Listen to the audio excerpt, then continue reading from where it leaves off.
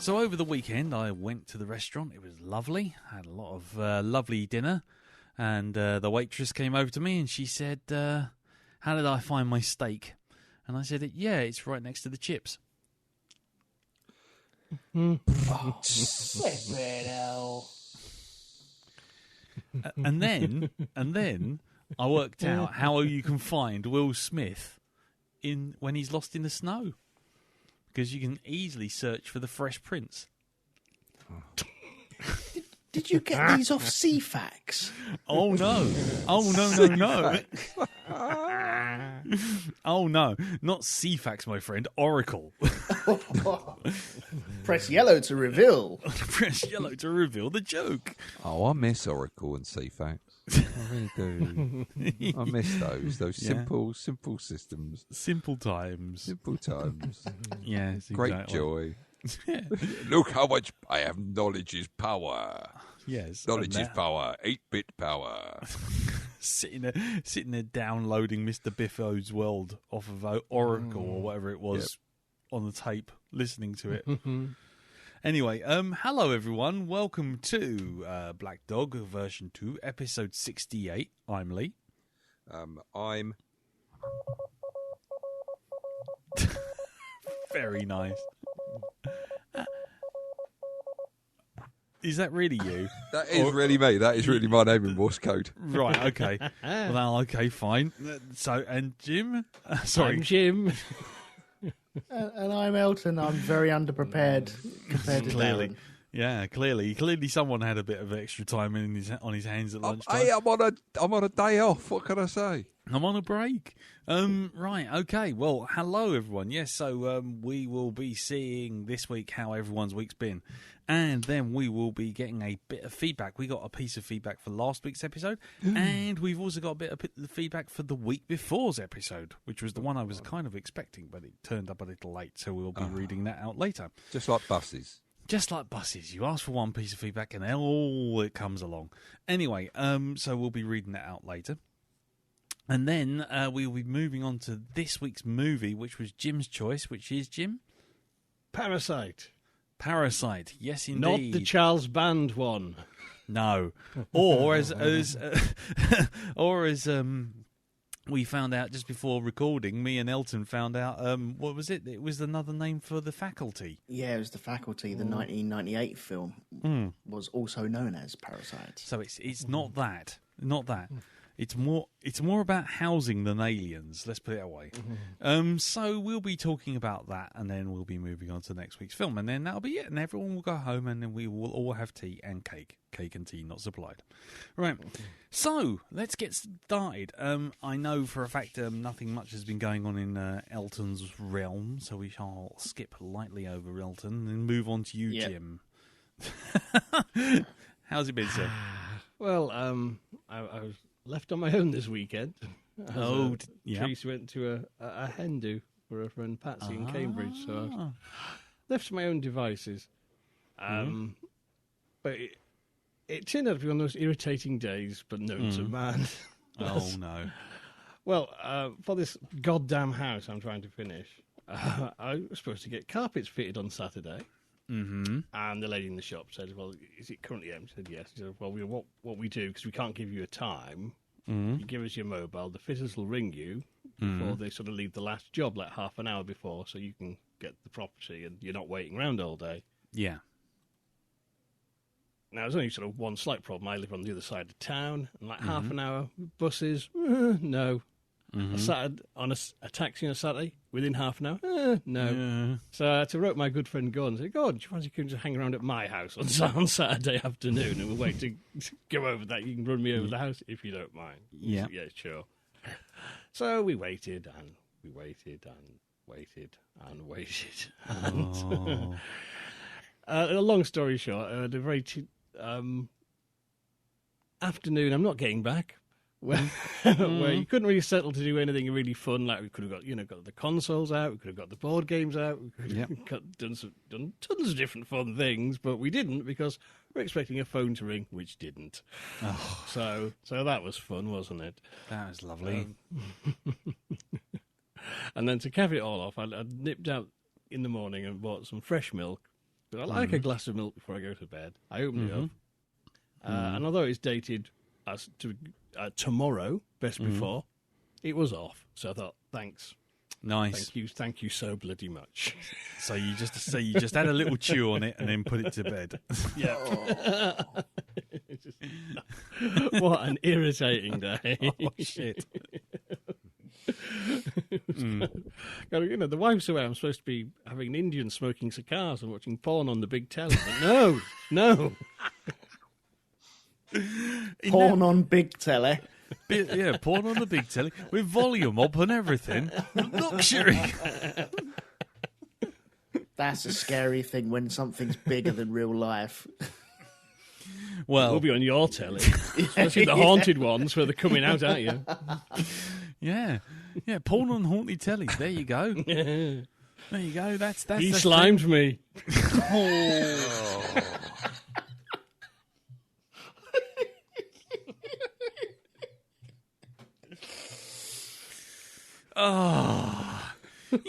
Oh, I had all sorts of conniptions worrying about shit from like 10 years ago. Now I've got to start all again, Jim. Right, got to start turn me all on. We aim to please. You fucked up a clean run of 68 episodes. Anyway, cool. I'll leave my week at that, I think. I My think work here is done. I was going to say... Walks away, things exploding in the background. Don't look back at the explosions. Okay, well, with that eye-watering thought in your head, let's move on to Darren. Darren, how was your week, mate? Oh, yeah. What can I say? I aged. I did done aged. I jumped to the grand old age of 52. God. Which is what I is now, which means that's old. On and off, our cast is actually 12 years old. Black Dog is 12 years. 12 bloody years. 12 bloody years. Yes, indeed. Blimey. Insert inevitable joke about less for murder. That sort of thing. Yeah, exactly. I mean, who would listen to all that shit? I mean, I don't know. Some crazy person might want to download it in one big bulk. Well, who knows? Yeah, let's leave. Yeah, let's leave that till a little bit later on. That's a conversation for a bit later. Oh, isn't it just? Yes, indeed. So, what did I done do with my week this week? Well, I've had a few days off, just taking it easy, whatever. Today went out and saw Mum and Dad. They took me for lunch, which was very nice. Went to Frankie and Benny's. And had yes, indeed. So I've had my fill of burgers and God knows what else, and also learnt a bit of Italian while going to the toilet because I have those Italian lessons. Yep. So yeah, I can't remember exactly what I was taught, but I'll probably say it in my sleep, or it'll be like one of those subliminal things. Suddenly it will kick in. Yeah. Like kung fu. Right. Which leads me nicely, of course, into one of the films that I did see this week. And I did see it too. So indeed, that's cool. Indeed. Yeah, so we can both talk about this, which was the latest offering from Marvel, which is Shang Chi. Yes. Master of Kung Fu, Jiu-Jitsu, and all other shit you ain't never heard of. Yeah, and the 10 rings. And the 10 rings, that's right. So, actually didn't know whether this would be enjoyable, considering Marvel's last outing with any sort of martial arts superhero was a bit... although, can we go better than Iron Fist? And I'm so glad to say that yes, they did. A very, very enjoyable film. If don't get me wrong, the film itself was fantastic, but there is an appearance of a character within that film who I shall not reveal, who did make me chuckle and, brought a big smile to my face when I realised who was about to make an appearance. Yes. Indeed. Thank you very much, Marvel. Thank you. Yeah, I can't say anything otherwise. But I agree. It was one of those moments of Exactly. Yeah, this is like for once Marvel has left like this out of the trailer. They haven't gone ahead and spoiled it. this person. So we're not going to spoil it either. No, we're not. So it's very nice. Yes, it did warm the cockles of my heart watching that. So, very good film for anybody interested, and they're going to go and see it. There is a mid and post-credit sequence to the film as well. Mid credits, I'd say, was movie universe, and end credits is TV universe. That's how I read it. Yeah, that's how I read it. Yes, indeed. But, it's. I'm looking forward to seeing more from Shang Chi. So, yes, indeed. So there was that. Let's see, what else did we done watch this week? A couple of films. We'll start with the worst one. Right, a film called Crawl. Called Crawl. Now, I can get on with some schlocky horror films. I really can. Sometimes they're just a ticket. Nothing too serious or anything like this. But I'm finding that there's a pattern with most horror films. Yeah. And it is the stupid people do stupid things. Yeah. Stupid people do shit. And this is full of stupid people doing stupid things. Okay, let me give you the premise of this, right? It's down south in Florida, okay, and a hurricane is about to hit. And this young woman goes off to find her father, who's suddenly gone out of contact, to see if he's all right.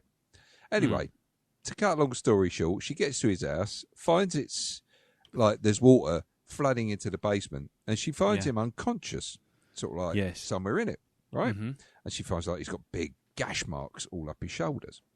Turns out, what's happened is, on a big 40-inch telly. Yeah, indeed, yeah. Turns out that what's happened is an alligator has crawled in through a storm pipe and attacked him, right? Because it's like flooding and everything like this. And so it's like, so they're trapped in a basement, you know? And let's just say that what proceeds to happen is just you are shouting at the screen for most of this film saying, what the fuck are you doing? Why are you doing that? Why?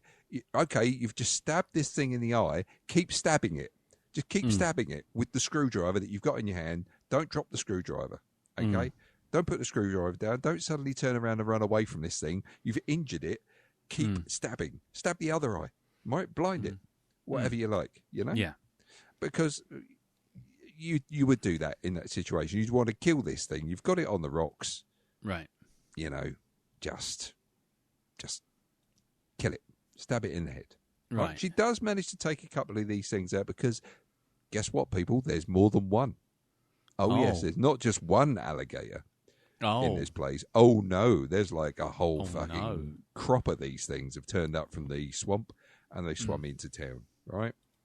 Right. I think the one thing, a couple of things that I came away with this, it's got possibly one of them, it's got a brutal scene in it. Right, I'll give it that. There's a point where two police officers come looking for the girl because she basically ran a roadblock to go and get her dad. Yeah. And the police officer that was there, somebody she knows, has gone looking for her. He knows where she's gone. So he turns up near in a boat, him and his mate. Right? Right. So they get to the house. The bloke goes into there as her friend, right? And it leaves the other deputy outside. Right? Now, this is stupid people does stupid things. Okay. Go on then. He lives in Florida. He knows about alligators and crocodiles and stuff like this. I think it was just alligators that live there anyway. Yeah. But he's there. He knows that the rivers are flooded, the swamps are flooded, right? And the water's coming in from that. So 2 and 2 together, there may be crocs around here, or there may be alligators. Right. Yeah. Okay? So he's standing by the boat in his waders, right? He's got off the boat to basically untangle some stuff from around the engine. And he looks up and he sees a kid swing, right? The chains are in the water. can't see the swing itself, and something is continually pulling on the chains. So, well, I never. What do you think he does?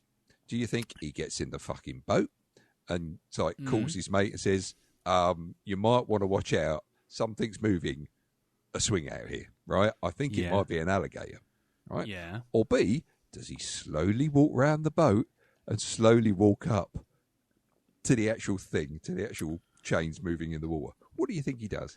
I think he sensibly gets in the boat and fucks off. No. Oh, I'm surprised. He rather oppositely walks round the boat slowly, looking at the chains, thinking, "Oh, I wonder what that could be." Yep. You know. And is he surprised to find it's a crocodile or an alligator? It's an alligator. Is it? Okay, yeah. Oh, I'm shocked. It's a gator, right? So this thing basically, but this is where the brutal part of the film comes, right? The most brutal part of this, and I think in most horror films, you see this bloke from an aerial shot, right? Okay, one grabs him, right? The one that's there grabs him and literally flings it to his mates, right? Right. Where you see 5 alligators tear this bloke to shreds. They pull him apart. Right. And it's just like, what the fuck? Because you haven't seen this level of gore. It's like suddenly they've taken all their effects budget and used it in that one part. Moment. In that one moment. So, if anything, it had possibly one of the most shocking moments in any low-budget horror film that I've seen. Right. But, it's like they do stupid things like the house is flooding, right? Okay, so you've got a staircase going upstairs. And the dad, who is injured... Now, what would you do in this situation, right? You've got a staircase there. Would you climb all the way up the staircase to the next floor and wait up there, right, and look down, like hoping your daughter's going to come through and guide her up the stairs? Or do you go onto the step that is just above the water level and have your foot dangling in the water? Ooh, I'm going to go for C. I'm going to actually sit in the water and wait for my daughter to turn up. And then just hit the water with your hands. Yeah, maybe set off a klaxon and a couple of alarms and maybe chum the water with some blood. Yeah, so he gets fucking grabbed. And, dragged into the water. The only character in this entire film that's got any intelligence whatsoever is the fucking dog. Right? Right. The dog they call Sugar, right? Who is loyal, right? Stupidly loyal to his humans, right? Or her humans.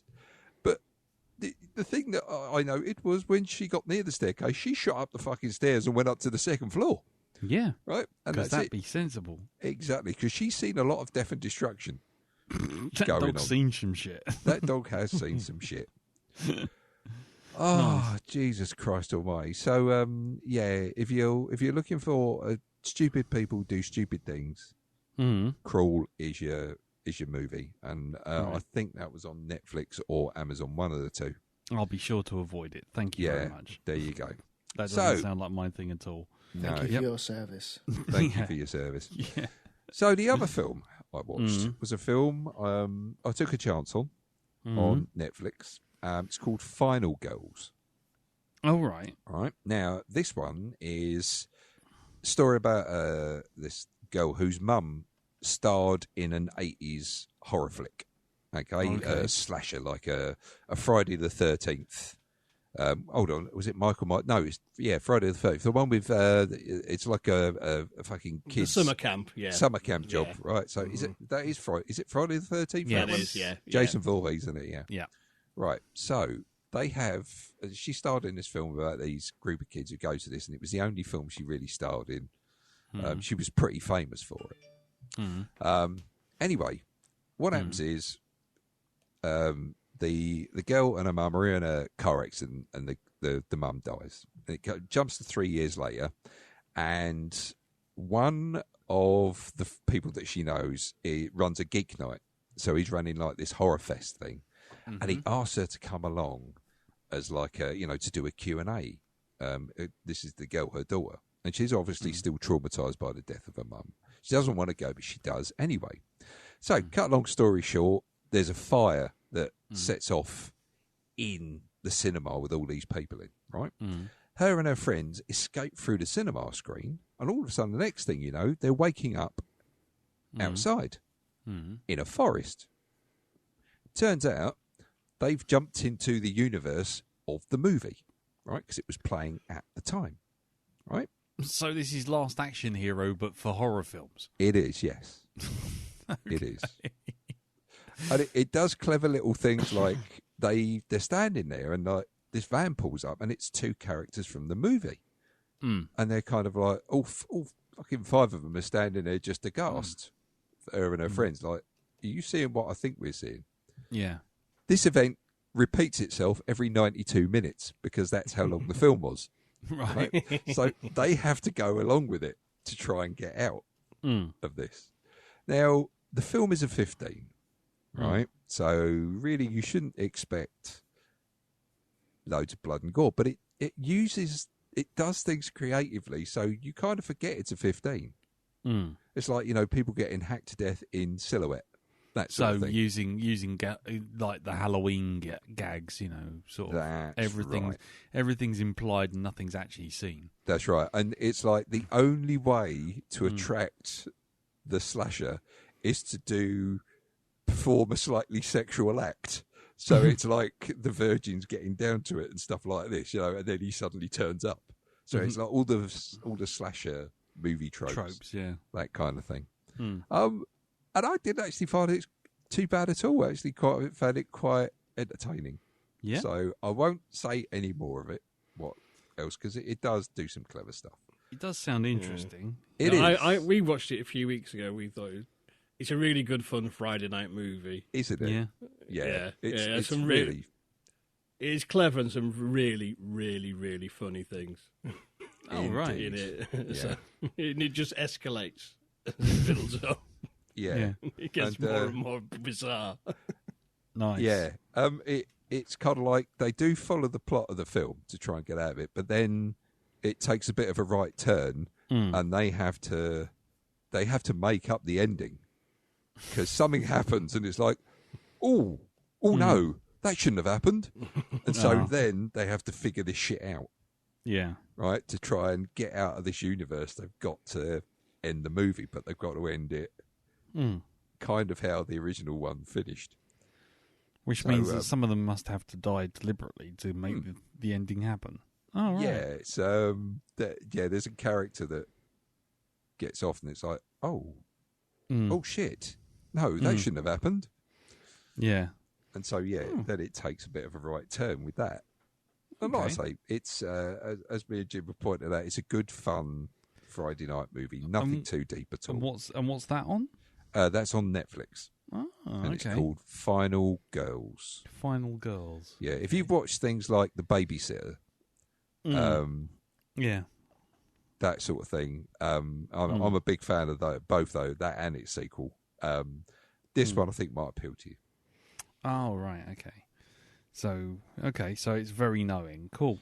It is, but not to like an annoying length. As some of the sort of like the Scream rip-offs. Yeah. Were like, we're going to take that aspect of knowing how the films work. They're literally listing out their gags before it happens. Yeah.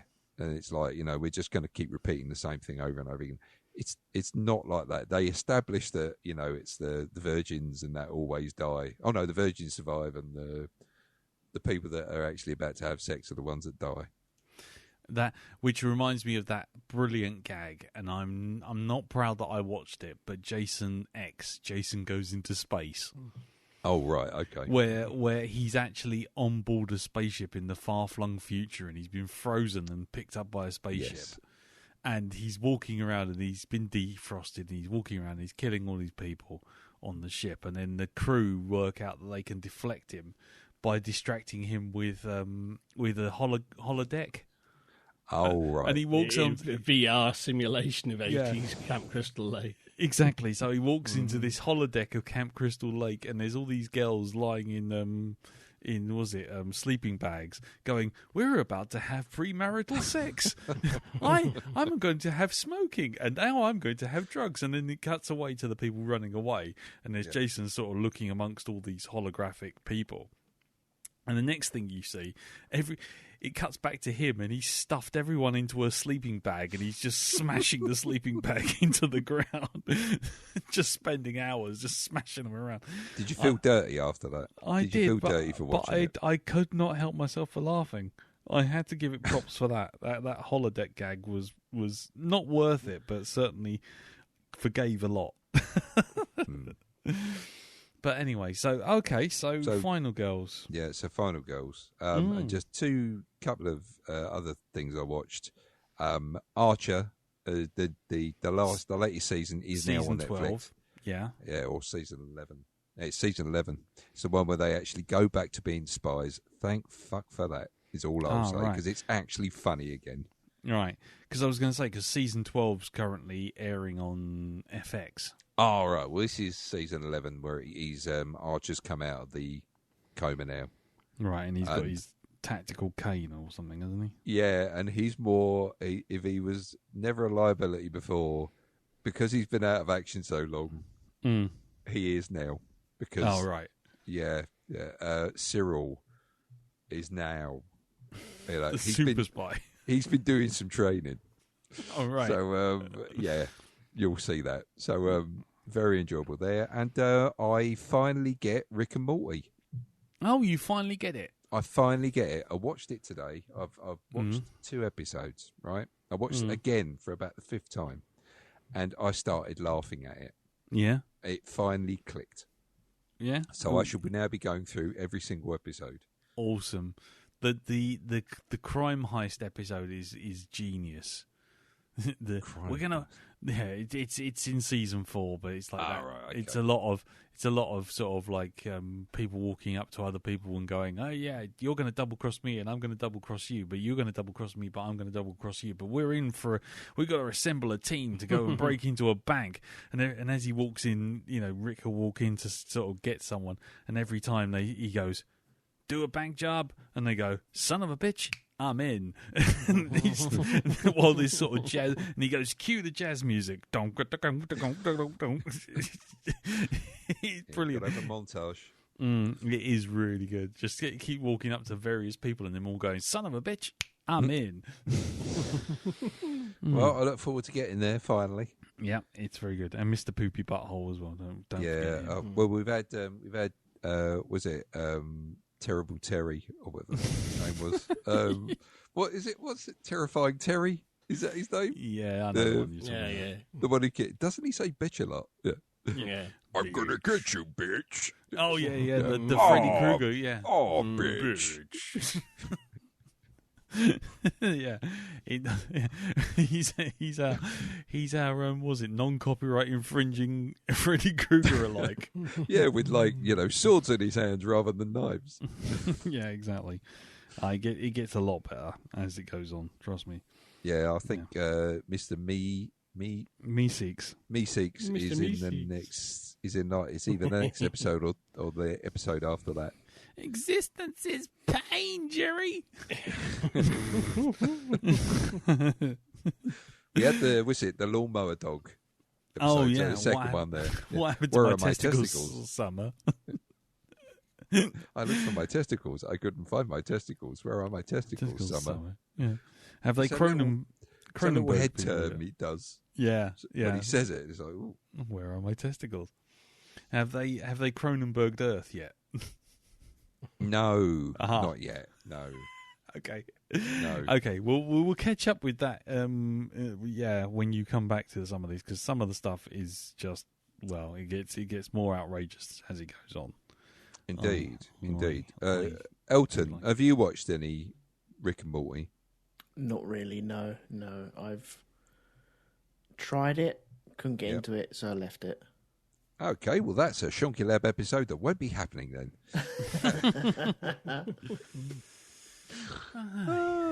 Moving on swiftly. Yeah, moving on swiftly. There we go. All right, is that it, sir? Only that Ree had a tattoo done this week. Did she? Bloody big one on her arm, yeah. Right. Of what? If It's we a may wolf. ask. A wolf. A wolf. A wolf. Lovely as well, it is. So, What, from Gladiators? It's Wolf from Gladiator. In that pose. I mean, you know, I'm not judging. I'm just asking. Well, that's all right, because I've got Jet on my... Oh, what's that? Oh, okay, never mind. You got Jet on yours. What yeah, the on my what the Wings single? Exactly. The cover for Wings. You got Paul McCartney's face looking surprised. Yeah, staring at it from that sort of ooh look he does so well. Yeah, the I've sat on the pineapple From me look. arse. Yeah, Yeah. exactly. Oh, right. Or when he looks at his royalty check when it comes in every month. Yeah. Yeah. Or a Sherlock says that disappointing looks he gets when he finds out how much his pension's worth. Yeah. Oh, good right. old Sean Locke, rest in peace. Yeah. Very sad, very sad. Yes, indeed. Yeah. The man who coined the phrase "challenging wank." Yeah. Anyway, no, I think we mentioned that last week. Anyway, right? Okay. Well, Okay, I shall let you say your week now. Oh, my week. Okay. Well, my week I'll get through pretty quickly. Well, I say that, but first off, I also watched Shang Chi at the cinema, and I did like it. I liked it a lot, except for the final 10 minutes, where the film ended, and then the filmmakers, much like what you were saying with that with that film Crawl, suddenly go. You know what we haven't had? We haven't had a big CGI blowout in this kung fu movie. And then someone just goes over to the CGI guy and just says, here's some designs, make it happen. And then it just goes off on crazy land. The closest I can think about it is when I first watched Lord of the Rings and I didn't like it. And that was when it first came out, and I had a problem with the CGI camera. Yeah. Where I used to describe it as you follow the crows, you have them fly all over Middle Earth. They fly around mountains, they fly down trenches, they fly over the Uruk-hai, they go through the mines of Moria, they fly all around. The camera's spinning around them, and then finally the camera flies past them, goes straight up to Christopher Lee, who just goes, excellent. After about 5 minutes, and you think, what the fuck was the point of that? That's how I felt about the last 10 minutes of Shang-Chi. I was just like, really? You could have ended it 10 minutes ago and you'd have no problem. But now we've got to have this? But the rest of the film, I did like. I just thought, it just became the worst excesses of bits of Marvel that I don't like. The throwing thousands of things at thousands of things. But, yeah, so I watched that. Then the other film I watched is the Bob Odenkirk movie Nobody. Oh, did you now? Yes. Now, has anyone else seen this? No, I want to though. No. Okay. The consensus in the house between the four of us watching it was enjoyable but a mixed bag. But for me, it's a target audience. I was the target audience, I have to say, because it is a film which starts off with a guy basically just being the most. He's a nobody. He won't even stand up to fight. Sort of like some people who rob his house, and he gets the drop on them. And he's standing there with a sort of golf club behind them, and then just kind of like, no, he can't take the swing. And you think, oh, he's a bit of a wuss. And then all of a sudden, he discovers that his daughter's kitty bracelet is missing. And next thing you know, he's turned into this sort of like absolutely unstoppable assassin who's going after his kitty bracelet. And you think, okay, so far so John Wick. But then there's a little character beat, and and it doesn't go quite the way you want it to. And then he gets on a bus, and you've got this monologue over the top of himself, going, "I'm angry, I want to let something out that very much wants to be let out, something I haven't let out for a long time. And then you see these 4 guys sort of joyriding, crash a car, and try and get on the bus that he's on. And he just turns around and he's in the monologue. He just goes, "If there's a God, that bus driver will open those doors and let them on." And they get on, and you just hear the monologue, and he looks across at one of the passengers, this girl, and he goes, "She's getting home safely tonight." And what happens next? Well, it's kind of like the John Wick, but via Indiana Jones in terms of the fight, because it's not like John Wick, who's completely indestructible and absolutely unstoppable. It's more like Indiana Jones. He's standing there going, "Right, I'm gonna fuck you up," and you're all like, "Yes, here we go, big fight." And then the bloke one of the bad guys just walks over and just like plants one on him and just puts him to the ground in like one hit. And it takes a few seconds for him to kind of, the way that it's choreographed, he kind of is warming up to the moves he can still do. Yeah. And then by the end of it, he's literally beating one guy to death with one of the with one of the handrails, and hanging another guy off of the bell cord from the bus. It's like, by the end of it, you're like, "Oh, okay, right. We're back in silly territory, and it's quite fun." So, yeah, but the whole midlife crisis thing at the beginning was like, it does take a while to warm up. But once it gets going, it's like, yeah, okay, fine. Thanks very much. I like this. Middle-aged John Wick I can handle, because he does get hurt, and hurt a lot. Yeah. He doesn't just get thrown out of a 10th story window with 10 bullets in him and just shrug it off and walk off. So I quite enjoyed it. Like I say, it didn't go down 100% over here in Shez Medcalf, but overall, it was. Yeah, fairly good. I have been meaning to watch it. Do like that chap.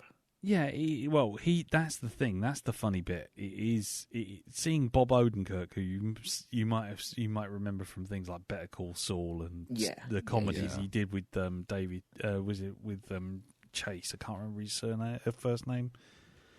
Oh, is it David Chase? I think it is David Chase. Yeah. And so there you got this guy, and he is about as unassuming as you can possibly imagine. He isn't like a badass. He isn't like rock hard. He's just like some old bloke just decides he's had enough. But later on, it does come about that there's a reason for it all. Yeah. But no, I'd recommend it. It's well worth a look. But like I say, you've got it's a 90-minute film, and about 30 minutes of it is build up to the sudden explosion of violence that happens in the final 1 hour continuously, with some of the most ridiculous kills I've ever seen in my life, involving a claymore mine held on a door. Anyway, so there was that. The other thing is I have decided to bite the bullet and weigh myself and see the damage that COVID had wrought upon my body by being completely inactive. Before lockdown, I was a healthy, spry, and quite pleased with myself 12 stone. Wow. Yeah. And as of yesterday, and I'm saying this because I want to use it as motivation for me to get moving again. As of yesterday, I was 17 stone 5. What? Yes. So I have ballooned, I think is probably the best way to put it. So I'm putting this out on air so that I can remind myself in a year's time what I was doing this for, because right now I'm a fucking lump. And I am going to not be very healthy lump if I carry on like this, because you don't put on 5 stone and not get away with it, dude. It's only because you ain't been active. You watch. I know. You start getting a bit more active, that will fall away. Yeah, but that is the plan. That is the plan. And in the last 2 days, I think I've walked about 20 miles. There you go. You see, already on the way. Already on the way. So yeah, But anyway, I won't bore everyone with further stories of I walked 20 miles this week and 50 I did when I was doing it. Yeah, I've done this. I've suffered. You will listen. You will fucking listen. I have the mic. I have the speaking knife. I have the speaking knife. Listen to me. Yeah. So anyway, so that's that. Right. Let's move on to feedback. The feedback for this week. Now, as I said, we got a written feedback come in on the email, which is feedback@blackdogpodcast.com. And it was for the movie Us, when we did the episode about 2 weeks ago. Mm-hmm. And it was from a listener called Peter Collins. Now, this being a written email, it's obviously a little bit longer than the feedbacks that we get on Facebook group. So he writes this. Hello, Black Dog. I just wanted to give some feedback on Us, as there was something that wasn't really brought up in the podcast. First, though, I'll just say that it's a great film, and watching it again and knowing what it's about gives time to pick up on the details and signs that are easy to miss on the first watch, such as the guy being wheeled off in the ambulance is the guy you see standing on the beach getting ready for the Hands Across America. Or how all the tethered all seem to be taking pride in their superior capabilities, especially when seen in ombre and red when they're toying with their prey. But for the meaning of the film and what it's about, I think it speaks hugely to about equal opportunities, not just in Red/Adele and how they're shown to be, how the environment you grow up in makes a difference, but also in how there's a second class of citizen in the tethered who never really get a chance. Without wanting to go in too deep, everyone is born with no control of the environment they're born into. With the tethered, we see that our own birth is not just one where we could be born into injustice and prejudice in the above world, but also how equally we could have been born into a place of madness, and I think that speaks volumes of the depth of inequality in the world. In addition, I think it speaks to the complacency in society. With the tethered, we see a driven nation that has strived to excel at what it does, but also one that just does the thing. Okay. But in the beginning of the movie, there's a brief mention of climate change, something we haven't exactly solved today. In the movie, the tethered complete the Hands Across America, and that says a lot about the people and what they can achieve if they want to, and if they were driven to. Could we solve climate change if we really wanted to? Anyway, also, there's no scam, no failure to complete the Hands Across America. They just do it. With the guidance of their childish leader, they rise up, take over, then do this massive show of power. This is quite a terrifying thing, and it's also symbolic of the time the movie came out. People can group around any old idiot for whatever crackpot reason and just do things. You can guess who I'm talking about, but the thing is, here, there are a few people it could be, and you wouldn't be wrong. I don't want to get too political, but I think Us really speaks to the fear of people driven to a goal with no regards to their own life and no mistakes. And it's no mistake the film is called Us, U.S., as in USA. I also think it speaks to the frustrations in society and why it doesn't just do things. What is it that stops us, and how far we could go if we just agreed and did what was needed? Anyway, I won't go on anymore. This is already quite long, and I think it's dealing with some really heavy topics in a more subtle way than Get Out, while also delivering a brilliant Twilight Zone / Outer Limits style urban myth horror film. Anyway, thank you very much. Regards, Peter. There you go. Excellent. So there you go. So another theme in Us, that if you all just, the tethered are actually better than us because they are all driven to a single purpose and just do it, as opposed to us who just ponce about doing whatever the fuck we want because we're overly privileged. I like that catch of Us meaning US as well. Yeah. Very simple and easy to miss as well, isn't it? Yeah, exactly.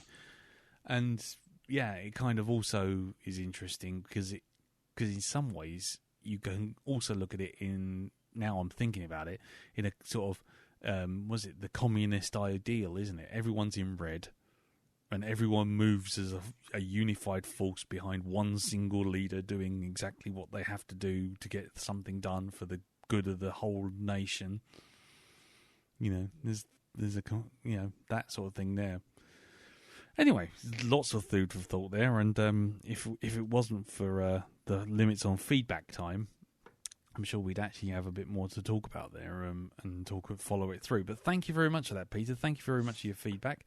And as ever, if anyone has any feedback they want to write in, do send it in to feedback@blackdogpodcast.com. Now, also, we had 2 other pieces of feedback, which were for last week's episode, which was the Grand Budapest Hotel.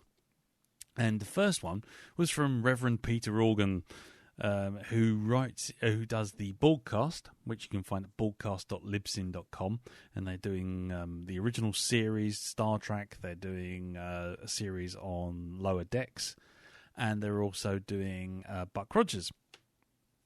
And Peter writes to say, like Jim, I approached this film, and this is Grand Budapest Hotel, with some trepidation, as I had found the Royal Tenenbaums and the Life Aquatic to be tedious wank. Thank you. But this film immediately shot up to my top 5 non-spaceship related films. And yes, there are more than 5, probably as many as 7. That's it. That's the feedback. So there you go. As you may have guessed, Peter's somewhat obsessed with spaceships, and he was for a while with me and Andy, a host on the Space Dock Jury, which has now become the Great Derelict, as we jettisoned, we jumped ship. And the other thing is, the other piece of feedback we got was David Renane, Happy Dave, over in New Zealand, presumably not still in lockdown, but we don't know. And he writes... Writes? Does he write? No, he wrote. He might do. He might write that. Yeah, he said yarp. No, he writes, really enjoyed this film. Thank you so much to Elton for putting it on the docket. You guys pretty much covered everything in the episode, apart from one very minor point. Did anyone else pause the newspaper headlines and actually read them? And if you did, was the voice in your head Jim's, especially the whole article about the Jack the Ripper editorial? I didn't know. No, I didn't do anything. Although next time I probably will. I was going to say I didn't, but you know what? I'm going to. and you know what, Jim? I think you've got yourself a job. You can do audio description on this film.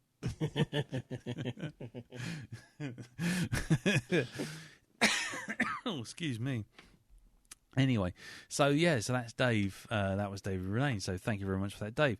And both Peter and Dave left feedback on the Facebook group, the aforementioned Facebook group, which is facebook.com/groups/The Black Dog Podcast. Right. That's that. All feedback done. All dots on the I's and all crosses on the T's. So now it's time to go location, South Korean style, as we review Parasite. Roll the jingle. I see it's nearly 5 o'clock. I'm here at home, my work's all done. No question where I'll be tonight, a place of cinematic fun. It's the lockdown, but I will not pout. Oh, my friends, I won't be seeing this out alone.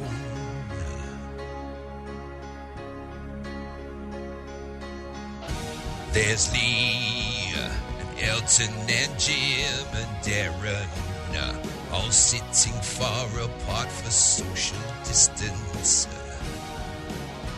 We're at the shut-in cinema, down in the bunker of Shun. Down in the bunker of Shun.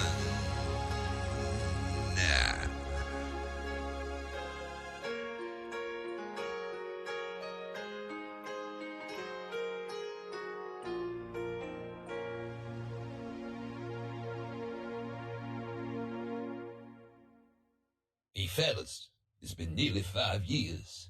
You gonna let me out now or what? No. Right, okay, so Parasite is a South Korean black comedy thriller from 2019, directed by Bong Joon-Ho and co-written by Han Jin-woon. I'm going to apologise right up front here, ladies and gentlemen, because I am going to annihilate these words, and I am going to I have all the pronunciation of a fish that has been to the dentist. So I'm going to give it a try. I apologise in advance. Yeah, go on. Do you know what? I thought that there'd be a lot of things that would come out of Black Dog, not an international fucking incident, though.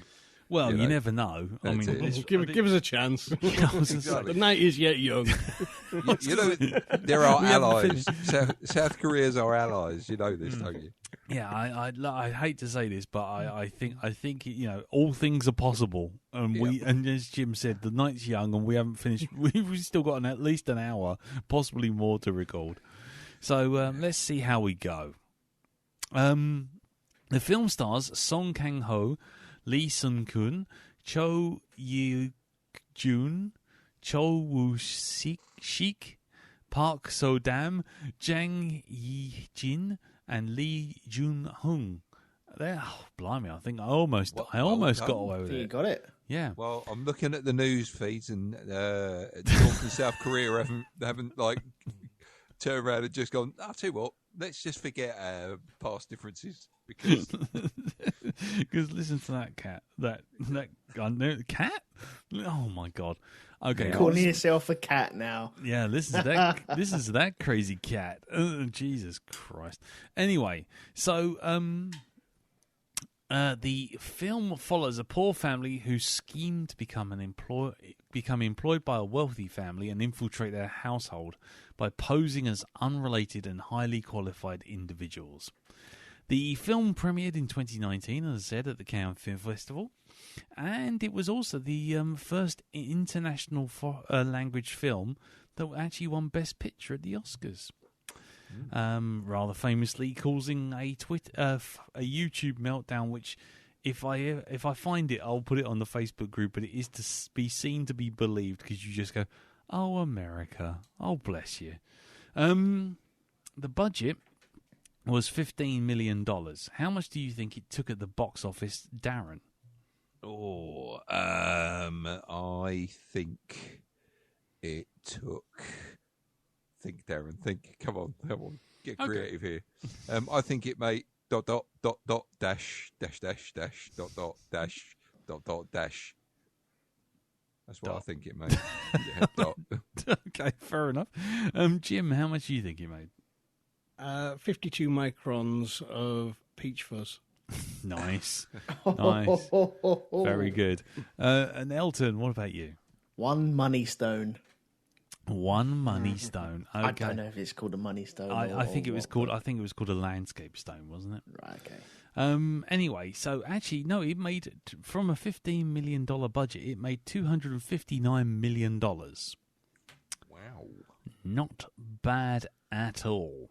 I'd like to see the take-ins before the Oscars and after the Oscars. Well, therein lies a question, I guess, but I couldn't tell you, I'm afraid.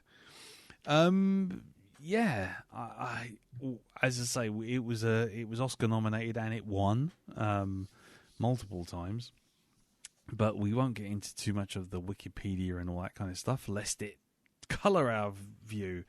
Jim, I know this was your pick and you haven't seen it, but I have, so I'm going to stick myself right at the very back of this conversation here.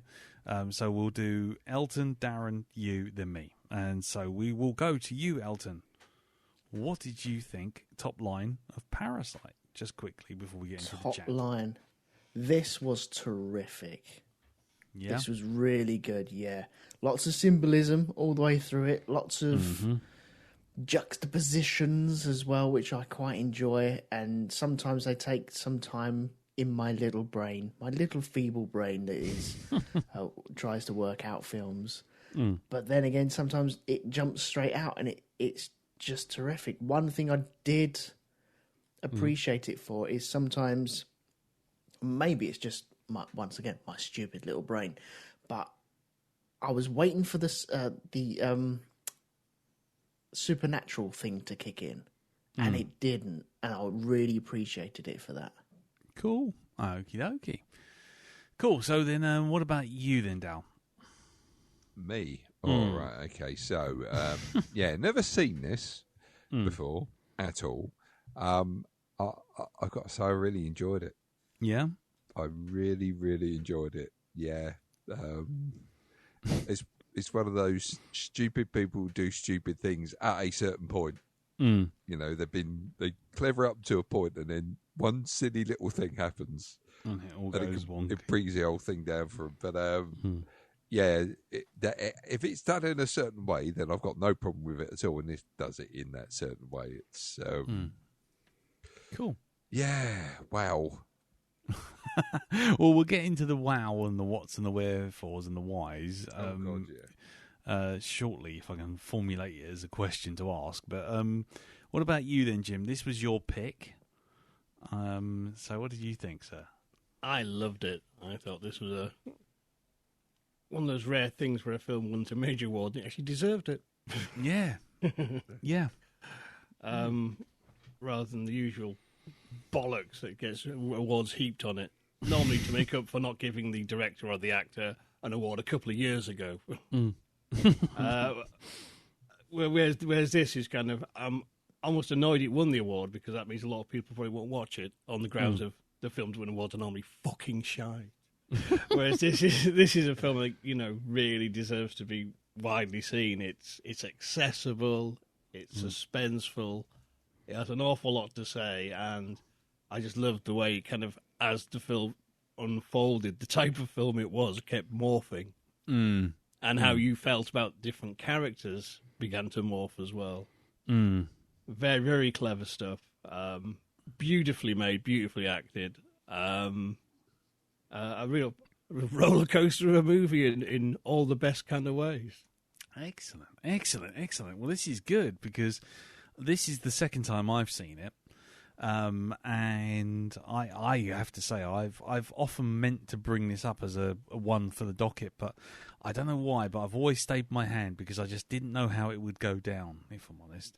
So I'm really glad you picked it. And this time round, watching it for a second time, I appreciated a whole lot more of this film, and I think it's one of those films that the more you watch and the more you understand, the more you know where it's going, the more you get out of it. It's definitely a good counterpoint to films like Us as well. But as you say, Elton, it kind of dodges the supernatural element, which is good, really, because that's the sort of thing that will sink a film, I think, if it suddenly goes into spooky land just for the hell of it. It could have gone there when they were talking about the son, the young boy, ghosts, turning around and talking about ghosts. Obviously, you work out what that means, but it could have been, you're like, hang on, what's going on here? I don't know about anyone else, but did anybody else feel a bit creeped out by that bit? Yes. But it's like, fucking hell. Yeah. I must say now, before we get into it too deep, I have to do the usual caveat. This is spoiler heavy, so ladies and gentlemen, unless you've seen this film, do not go any further. Just know that it's a good film, well worth your time. Go watch it. Don't listen to us. Don't do anything else. Just go watch it and then come back. But so, spoiler, warning. Right, okay, fine. If you're still here, right. Yeah, that scene with the coming up the stairs and just the eyes over the stairs freaked me the fuck out. I don't know what else I can say about that. I mean, yeah, it was definitely. I tell you what, it reminded me of. Is it Juno-Ito? Has anyone seen that sort of manga stuff, anime stuff? No. Ito. Okay, well, I might have got his first name wrong, but I think it's Ito. Ito. Yeah, don't worry. Anyway, yeah. So carry on. So yeah, it did freak me out a bit. But what did you guys? How did you guys feel about the film? I mean, in terms of like how it was was it all symbolism, or was it a good story that you could get bits out of, shall we say? I thought it was a good story. I liked it. It grabbed my attention. It kept it there. Right up to its like holy fuck ending. Yes. Where it just goes completely fucking left field. I mean, I get why. I mean, I suppose I'm allowed to say it because we have warned of spoilers. Yes. But at first I thought, why has he stabbed the guy in the chest? Why has one of the protagonists here gone ahead and just stabbed the bloke? And then it's like, well, hold on a minute. The guy was going on about integrity and not crossing the line and stuff like this. And then the moment trouble shows up, he's like, leaves his driver struggling to save someone's life and throw me the key so I can get everyone out and leave you lot fucking well behind. And just, of course, before that, the guy's lost everything because his flat's flooded. He's hardly had any sleep whatsoever as well. And he spent what little time he had inside a refugee centre.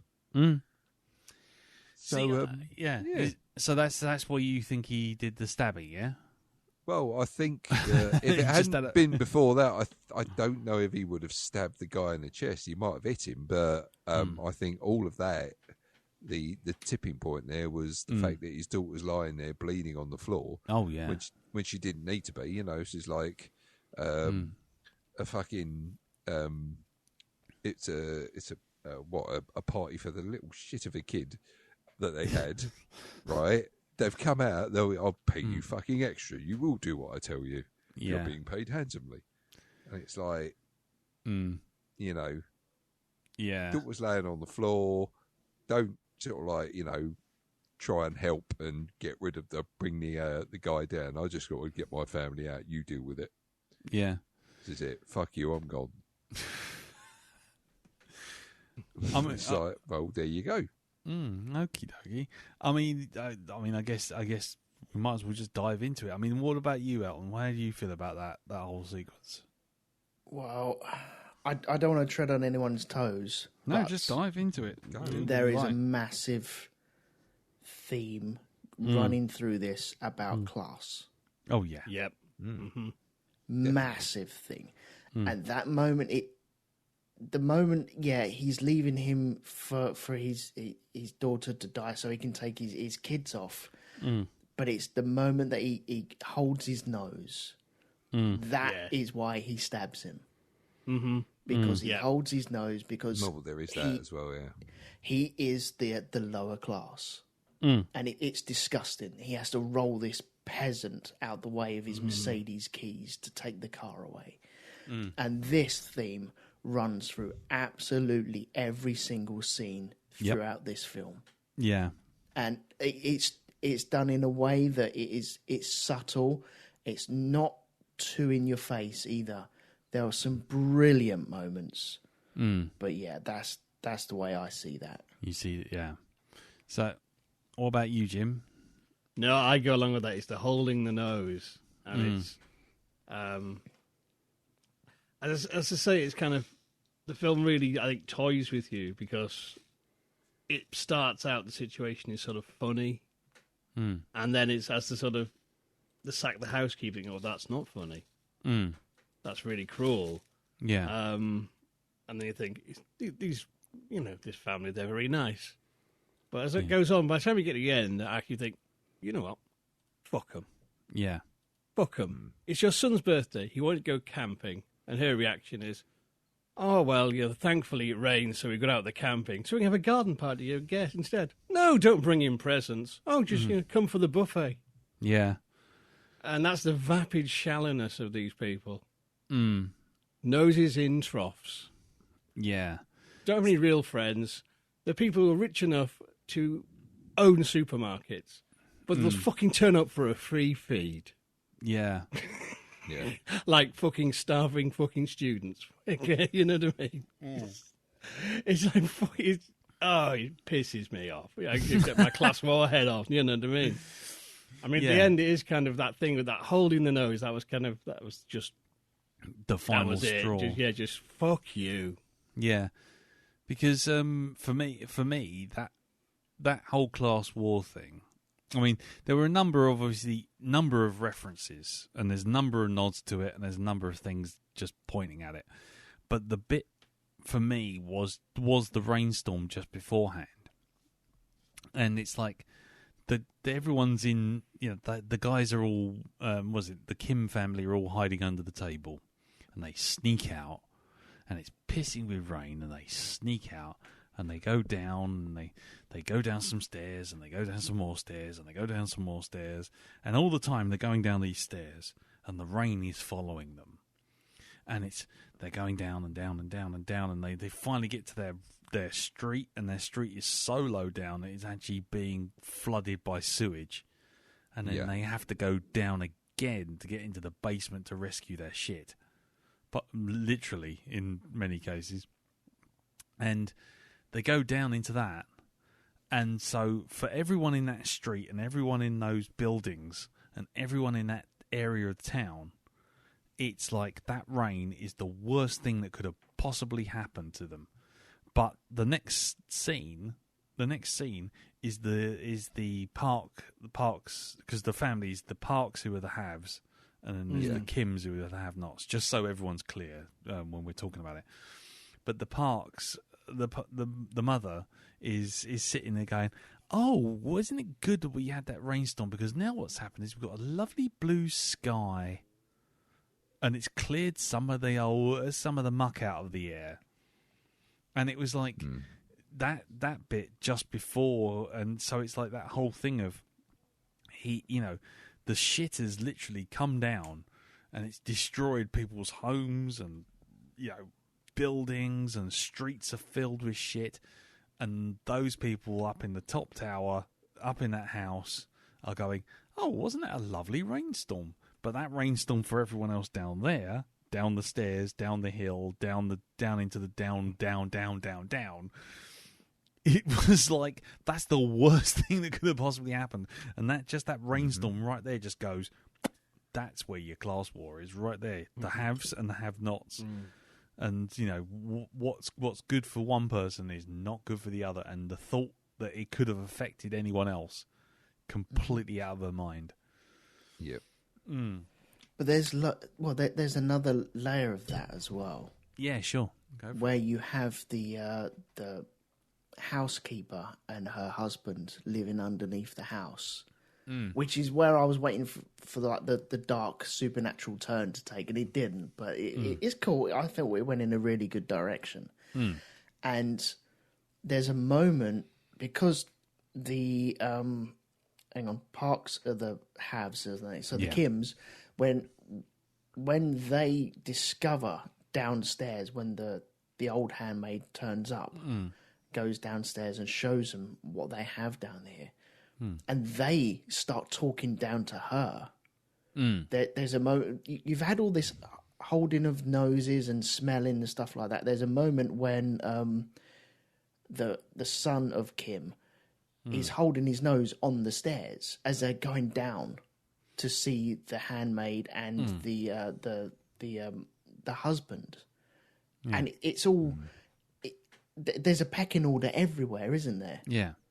Absolutely everywhere, until the tables are turned when she starts filming them, and then all of a sudden it's no, let's come to some sort of arrangement, etc. Yeah, and then then they have their upper hand as well. But there were also with going down the stairs when the rain was following them, etc. I think the amount of staircases they had to go to get back to their house. Yeah, is in relation to how many stairs there were going down into the depths of the basement as well. Yeah. Which is really nice. Yeah. I mean, there was all sorts of... I mean, stairs as a motif is definitely, like, right there. It's like, there's your social ladder, there's your social climbing. Yeah. All there. In fact, it's the very last bit, isn't it, with the father, the key tech, the letter to him saying all you'll have to do to just own the house is just step up step out of that basement, and it's just like, right, sounds simple, isn't necessarily simple, but no, I was going to say the oh God, blimey, my brain, I'm going about 100 miles an hour, so you'll have to forgive me, but the bit that I thought was kind of interesting was with the family in the basement, and that is that it kind of shows the bigger problem. The again, maybe Jim's class war hat will come into play here, and I'll just step back. but it's like the lady at the ex housekeeper, the one who's allergic to peaches, Moon, Madam Moon or whatever her name is, and she actually sort of like pleads to the family as equals. And the thing is, that's symbolic in and of itself, because what's happened is these two people, these two families who should be equals and should be working together to help each other out and make the best of a bad situation, actually decide to fight each other for the table scraps of the parks. I want to have this house. I want to have part of this house. I want to be part of this. And they're fighting over that rather than helping each other. So again, it's that sort of symbolism of, the rich people are sitting up here completely oblivious to all these people who are fighting each other just to get the table scraps of these people who are completely oblivious to them. Yeah. Which I thought. Sorry. Anyway, I like I say, I can almost hear Jim's class war hat being slipped back on like armor. But before Jim takes off, I was going to say, Dowers, what did you? I mean, what else did you think about it? I mean, like especially like some of the stuff with the with the way that they got into the house and the way they ingratiated themselves into the family. What did you think about that? Well, it's the there were things mentioned in this film that you wouldn't actually. There's something that almost trips them up, right? Yeah. And it's a good job that the parents don't really listen to their kid that much, because if they did and they took him seriously, this film would have been over a lot sooner. Oh right? Yeah.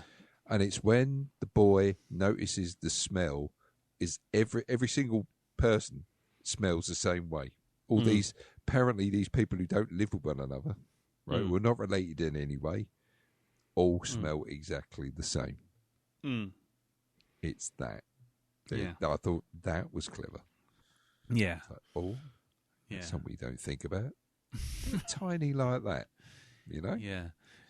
Yeah, it was those little details, wasn't it? That were peppered throughout the entire film, where you're sitting there going, "Oh," especially especially if you watch it again for a second time, because you start to notice all sorts of things, like like when after they've got rid of Lady Moon, and then all of a sudden you see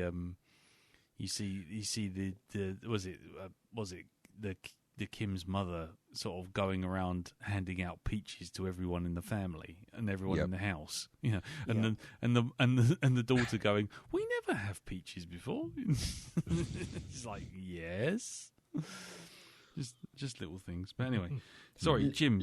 Oh, sorry. Go on, Elton. Go on. No, go on. No, it's all right. I was just moving away from me just gabbling on. Go on, Elton. Go for it. Little things as well, like with the social stand-ins throughout this film. You have the parks with their beautiful house, huge window that they look out upon their big garden and where their kid pitches his tent, etc. And then you have the Kims who have their really tiny window which looks out onto the world, but that's their version of the big park glass that they have. But they're just below the street level, but they just have enough room to pop their heads up above and see what's going on. Whereas down in the basement they don't have a window, etc. Yeah, that whole thing of almost like the access to daylight is another symbol, and windows were actually symbolic all the way through the film as well. because the parks have got like that massive panoramic thing that overlooks the garden.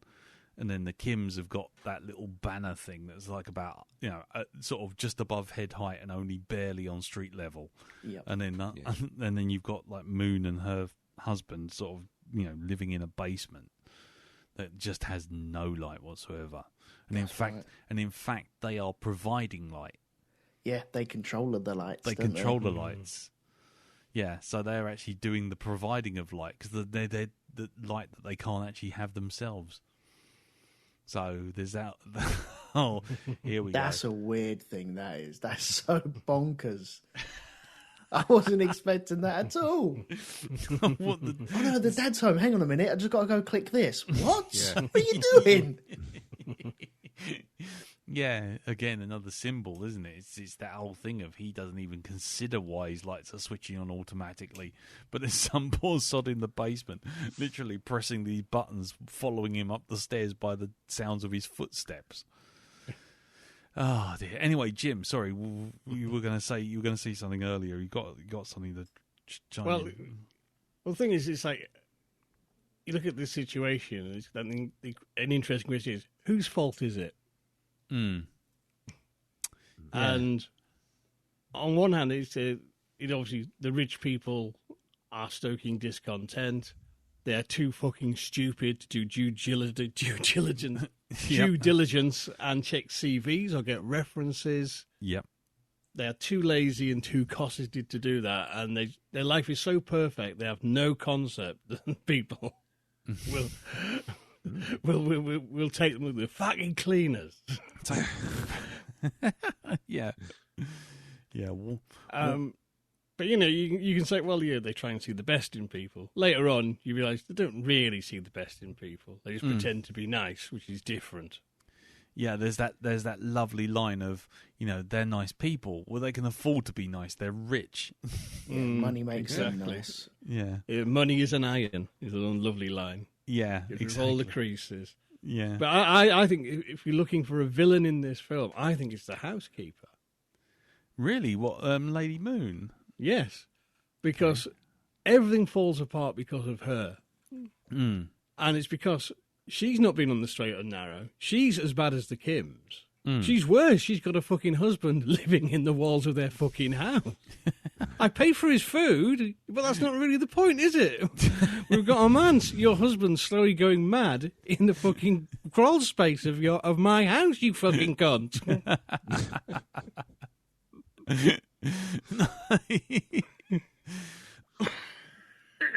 But then the thing is, where she really shows that she is worse than the Kims is she's pleading, oh, sister, co-worker, blah, blah, blah. Mm. But as soon as she sees an opportunity, she is blackmailing them. And the thing is, you hear, you've seen it twice, so you might have a better grasp on it, but we hear early on that Father Kim had a job in a cake shop that went bust in the past. Yeah. And I'm guessing this is her husband owned the cake shop. That's right. Yep.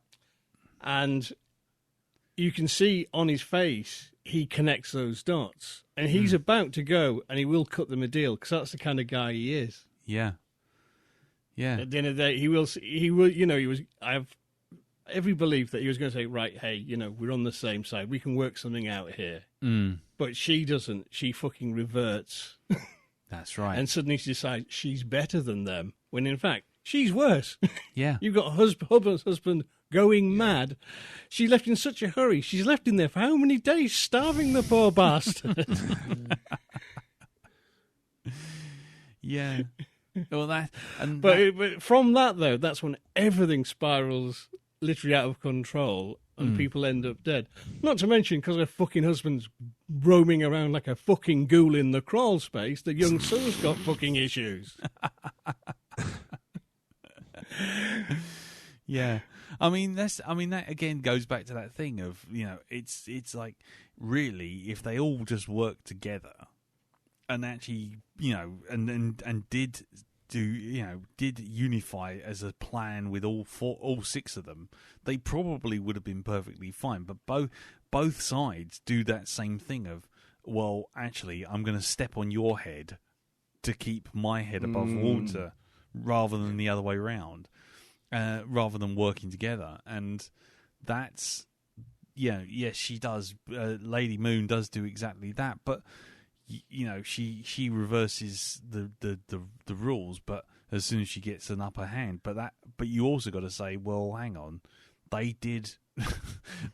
they did do a number on her, nearly killing her twice with peach fuzz. that's quite a leap to get rid of a housekeeper and accusing her of having TB. I mean, that stops her from even being employed. That is true, but at the same time, her husband's still been living in the walls for 4 years. Well, there is that as well. Yeah, I mean, it's kind of, maybe not as in, kind of. I felt really bad when they got her sacked. I thought, bloody hell, this is going too far. Yeah, and you've been so wrapped up in doing how clever you're being, you're not considering the fallout, the consequences of what you're doing, the actual real cost of it. Do we know why the cake shop went bust? He ran into money trouble. And he took money. Yeah. He took out a loan with loan sharks, and that's why he has to hide in a fucking crawl space because they're looking for him, and they'll make him eat his own fucking kneecaps. That's right. She says they're going to, even though he's been there for 4 years, they're still looking for him, and they still want to stab him. Yeah, remember now. Yeah. Yeah, which is interesting because of the way he ends up as well. They're going to stab him. So he gets stabbed in the end anyway. But what about you, Dal? I mean, did you have any sympathy for Lady Moon, or were you in Jim's space of like, what the fuck? To tell you the truth, all the time the family were being sort of like held hostage, right? And they've got their hands up there. I'm thinking, surely there's got to be a fucking opportunity where they can just fucking charge the woman and and the bloke and get the fucking things off them, right? Yeah, just get the phone, delete the message, and then smash the phones up. Yes. So, and I'm glad they did. That pleased me when they, that moment where the Lady Moon. Was that her name? Was that the? Well, that's what I'm calling her. Her name was Moon something, and they kept calling her Madam Moon. Right. Though I have to say, with Jim here, it does feel somewhat like we're talking about Teresa. But so I am feeling somewhat slightly awkward. But let's keep going. I didn't. I just thought she was a bit cheeky, and I'm glad that they rushed her and managed to. Cop hold of the phone and get the message, deleted. It didn't go out, so yeah. Okay, this is just throwing it open to all three of you. I mean, what is the final message for all of this? Because I have a theory, but I don't want to go off on one in case I sort of either distract you guys or I turn it into a 1 hour Lee show and then you guys don't get a word in. I think the message is, if you're looking for fucking house staff, go for a fucking agency, right? A proper one, right? Not just my mate Dave knows this bloke who knows this geezer who used to work on a market stall. Who happens to know somebody who knows a man that sells blinds that has this friend who's a teacher. That kind of thing. It's like, no. But doesn't that whole thing speak to that whole attitude of the super wealthy and the super rich of like, I will employ a friend of a friend of a friend. Well, there is that whole thing of the cronyism kind of thing. I shouldn't have to, I'm above looking for stuff. I'm just gonna not sort of like be too particular and just have faith in humanity and that people will be honest. It's like, well, I don't know about faith in humanity. I think it's got a complete disregard for humanity. It was more like, does it make my wife happy? Has she got what she needs? Do I not need to worry about this? Oh, thank fuck! I'm going to bed. Where's me noodles? I mean, that's essentially it in a nutshell. Yeah. What about you, Jim? Sorry. Actually, what about you, Elton? What the fundamental message of this movie? It's the class thing. Yeah. It definitely is a class thing, and it's classes will turn on each other, and it's normally the people at the top of the stairs kicking the people down the stairs to kill them. Oh, it's a bit like Us, then, isn't it? When you think about it. The movie Us, not us. Yeah, not all four of us. No, all four of us. Because you've always kicked us down staircases, Lee. You know, that to keep us in place. Exactly. Exactly. Know your fucking place. Get down those stairs. I know, fourth chair. Don't worry, it's cool. Fourth chair can't address the first chair. Shut up. Take the speaking knife first. You've got to get the speaking knife. Anyway, sorry, carry on. Jim is my conduit. Yeah, that's right. You must refer to him as third chair. You can't call him by his first name. Sorry. Jesus. Have some fucking decorum. Yeah, I would go with like the class thing as well. It's all the way through. There's some beautiful moments as well, especially when the kid pitches the tent and the mum and dad sit in the front room on their opulent sofa. Mm-hmm. And they have that beautiful big coffee table in front of them, and the family are crowded underneath the coffee table. It's just big enough for them, but they're lower than them. They're hiding, and they're lower than them, and they're being quiet. And it just screams about. Imagine the Park family. They're the politicians, and we as the subjects are the Kims and the lady and the husband. Yeah. And that's who we are. We're scrounging around for the scraps and trying to work our way through life. And having to deal with awkward moments while people have sex on a sofa. Yeah. Yeah. Talking about how dirty you are and how much you smell and how much that's turning them on for being so clean. Well, it's buy me drugs. Yes. That's her idea of dirty talk. Yeah. And as for him, I was flashing to the old Monty Python sketch about foreplay. Want to give her a kiss, boy? Want to give her a kiss? Yeah. And not just reach over and try and tune in Radio Luxembourg. Fucking hell. This is Radio 2. Yeah. Do you get nobody's listening, Radio 8. Yeah, exactly. Yeah, left is for volume, right is for tuning. Yeah. Anyway, carry on. This one pushes the claw forward, and that one pushes it from side to side. If you spin it really hard, you can actually score a goal. Anyway. Sorry. Anyway. Well, I mean, I was going to say one of the things I thought was, which was running through it, and I know class was right there, right in front, but I also thought a lot of it was the fact that even if you, shall we say, want to elevate yourself, you can't, or if you can, it's you lying to yourself, and you can either accept that you're lying to yourself, aiming for something you can't achieve, or you just accept that you're not going to get any better. It's not going to get any better for you, and you know what? Just accept where you are, but don't take any shit. Just, swallow your pride and just go for it, because make the best of what you got. Yeah, because that came back to me for this viewing.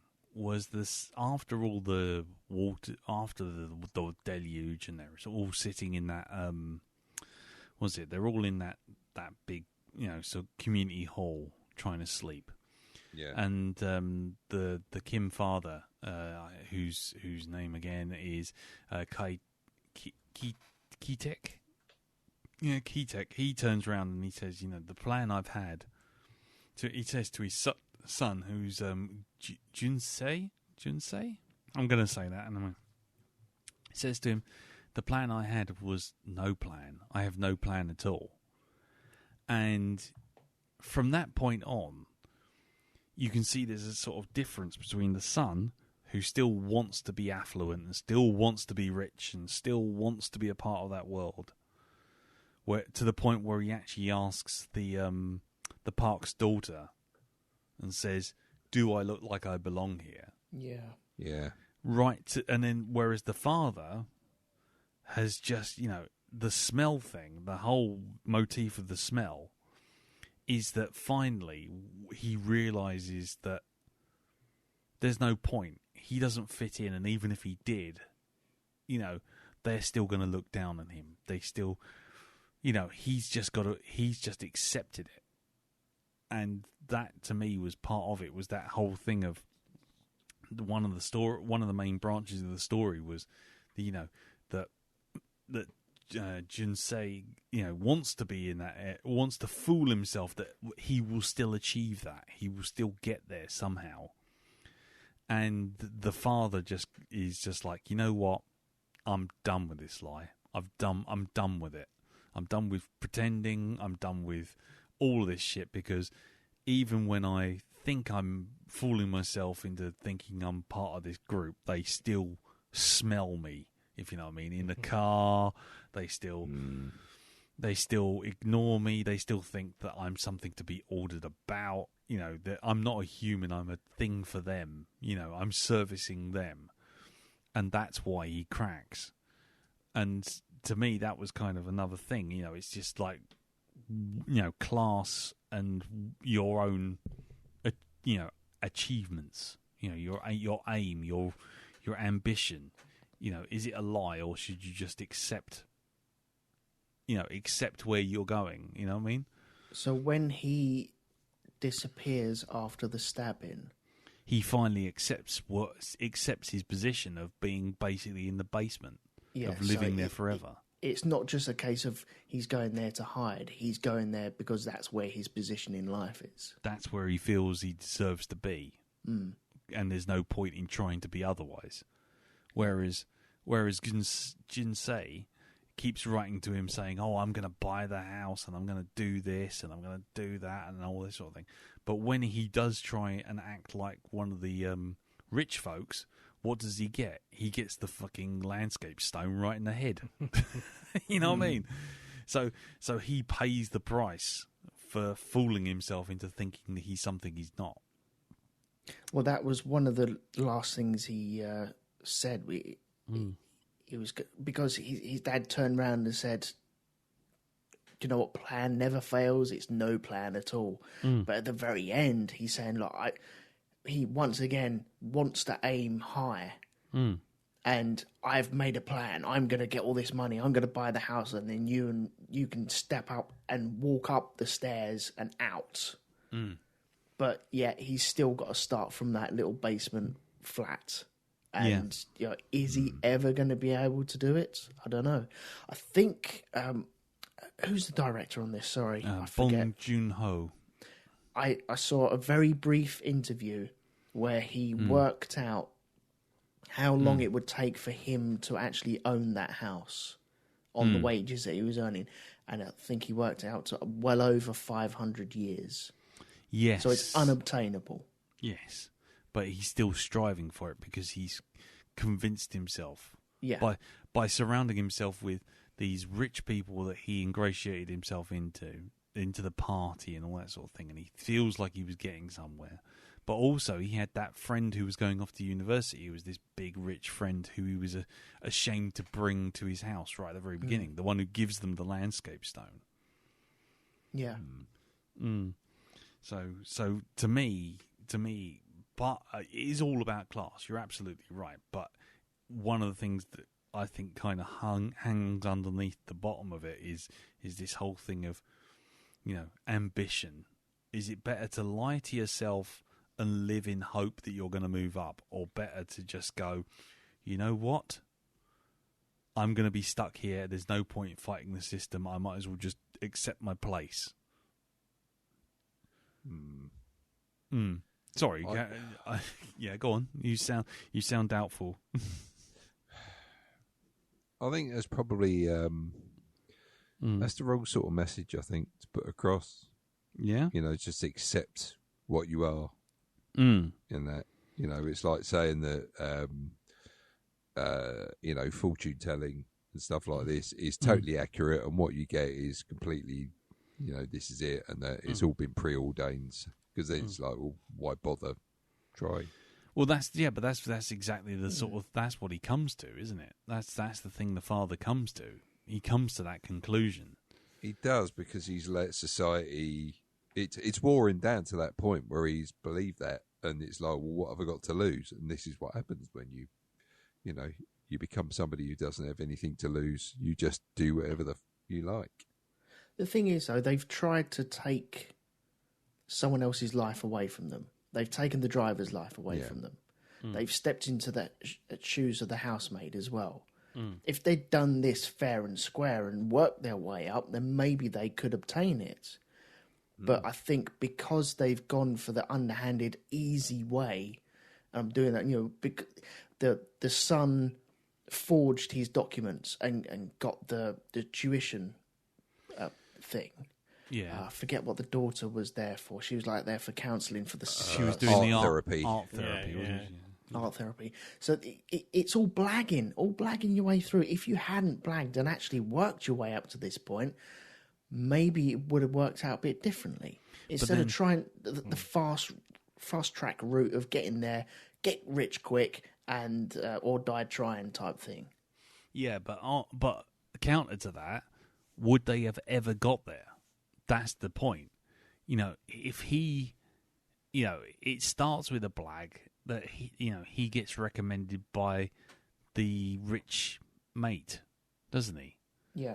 So, is that the blag? Because basically, his rich mate says, "Oh, I'm teaching this daughter English, but you don't need to do anything. They'll pay anything you like." And is it okay for him to blag because he's rich and he's on the same social standing as the Parks? I mean, that's the big problem. That's the big conundrum here. It's like you're saying, in a fair system, they'd be able to work their way up. But, I but sound like a Tory now, don't I? Yeah. Well, I didn't want to say it, but but the thing is, they, that whole thing of, you work hard, you knuckle down, you'll make your way, and then by the end, as you say, director Bong actually says, it would take him 500 years to get even close to buying that house, and and there's the whole thing of they don't have enough money to even get like a WhatsApp message from an employer. Yeah. So they're already fucked. There is no way out of that.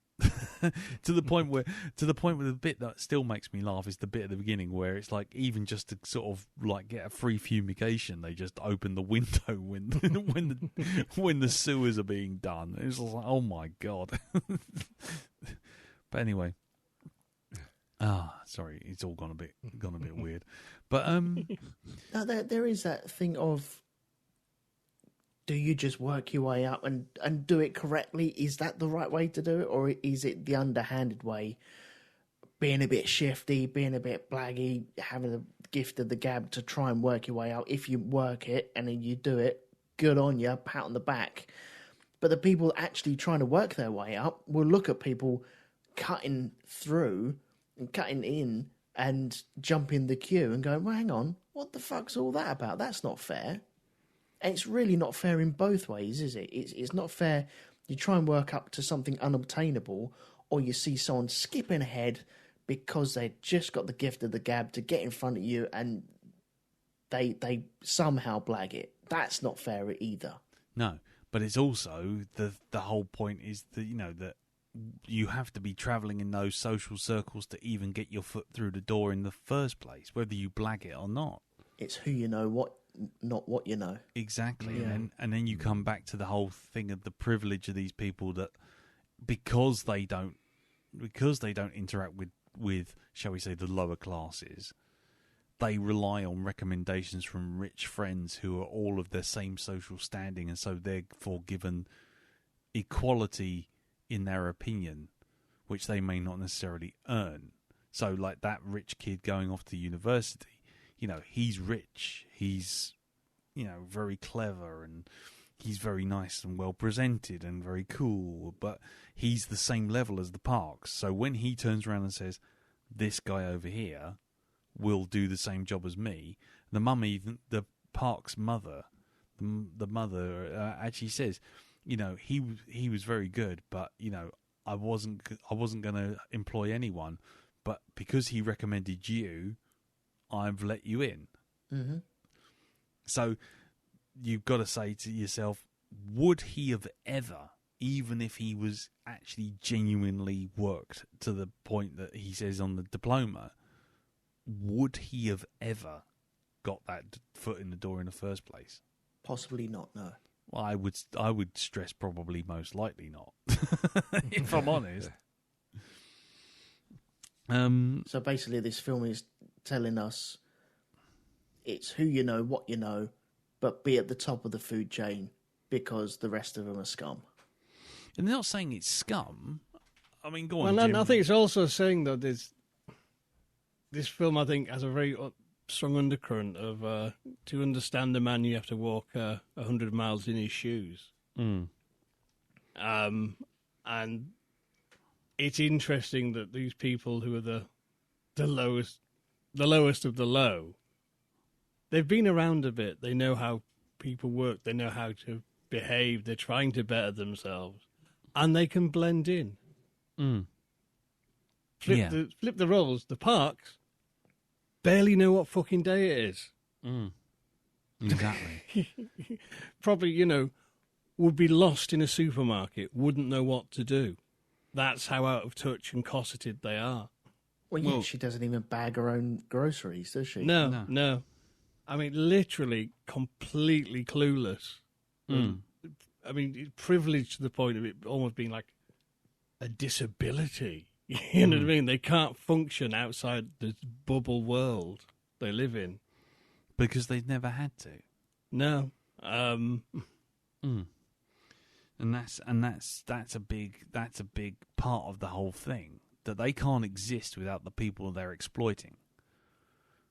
But they won't acknowledge them or even, do anything about them or even take any notice of them unless it absolutely affects them. Yeah, but it goes further than that, though. It's that house is a prison. It's a prison for the guy in the basement, but it's also a prison for the Parks. Mm. Yeah. It's a prison, a school, an asylum.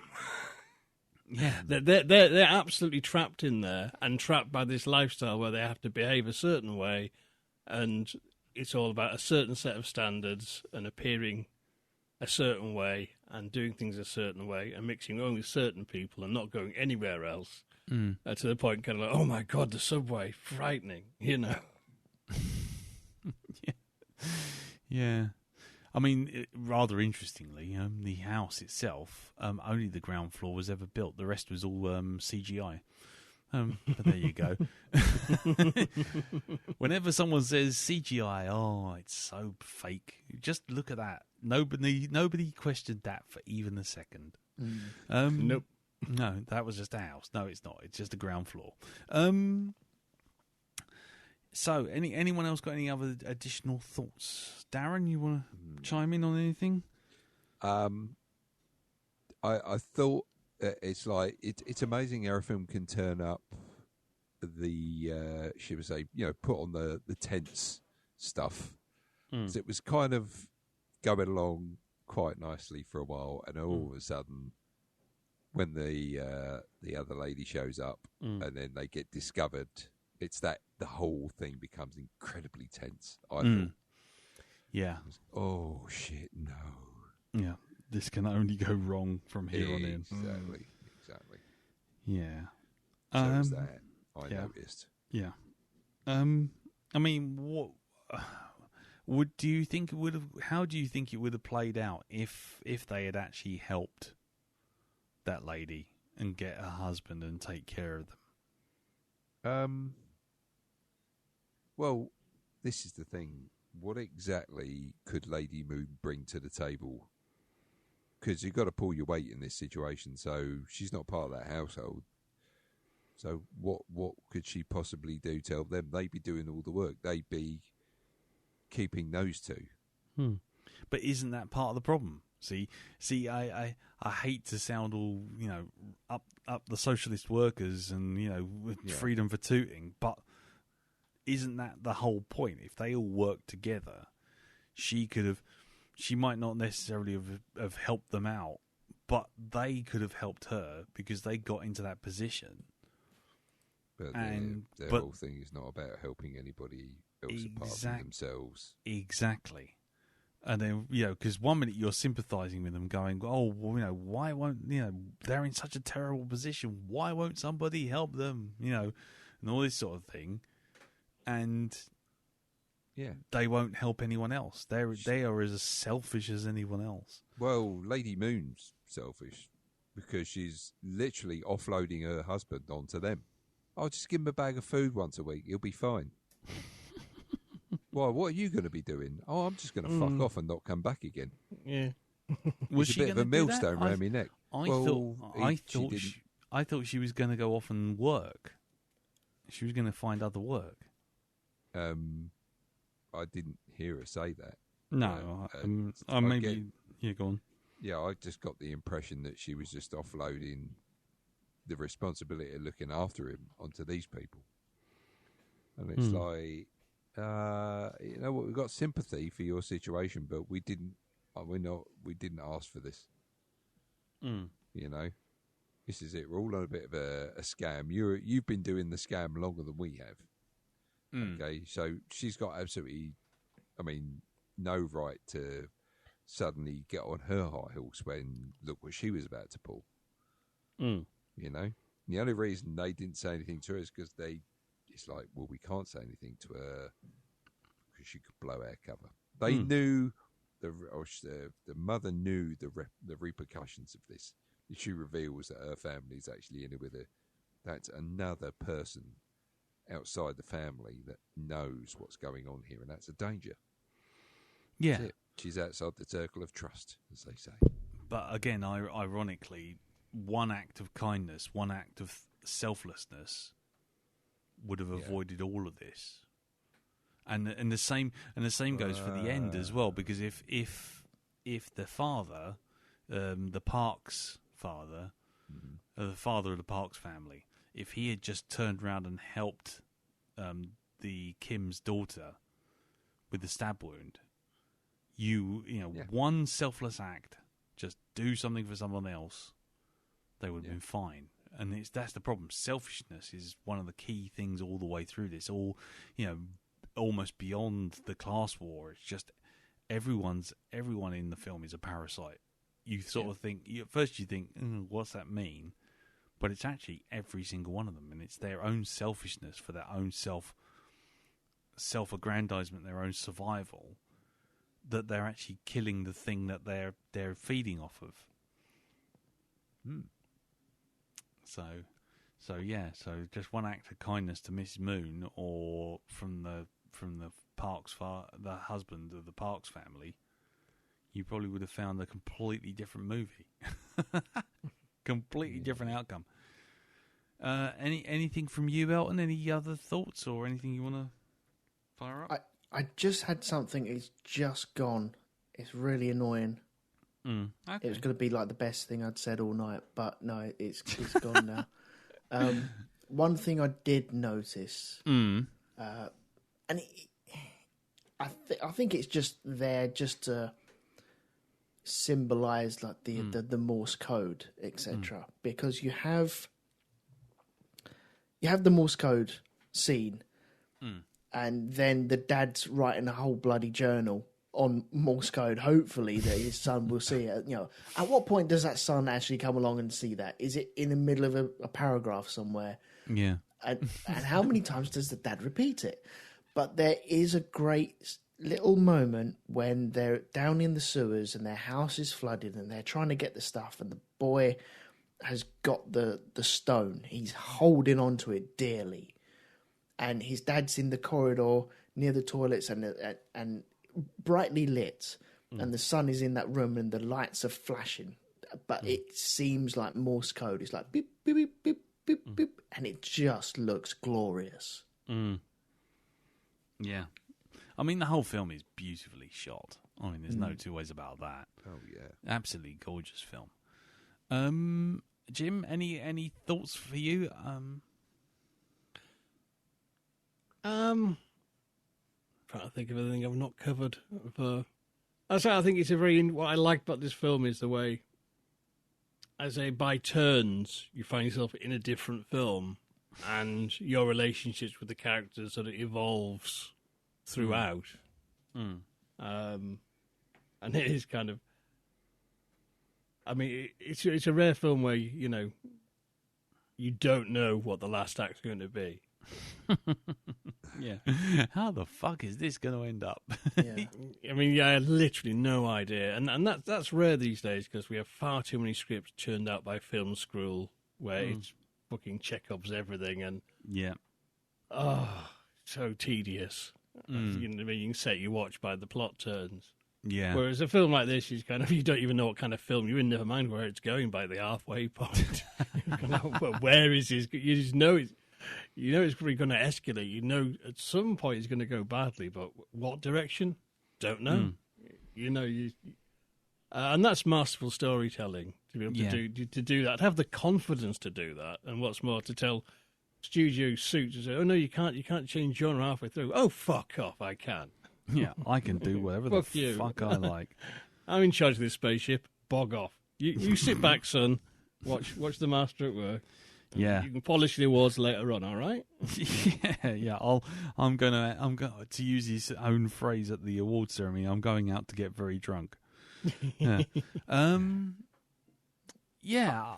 on. I've just remembered my thing. Go for it, Elton. Go for it. Just before you wrap up. That's right.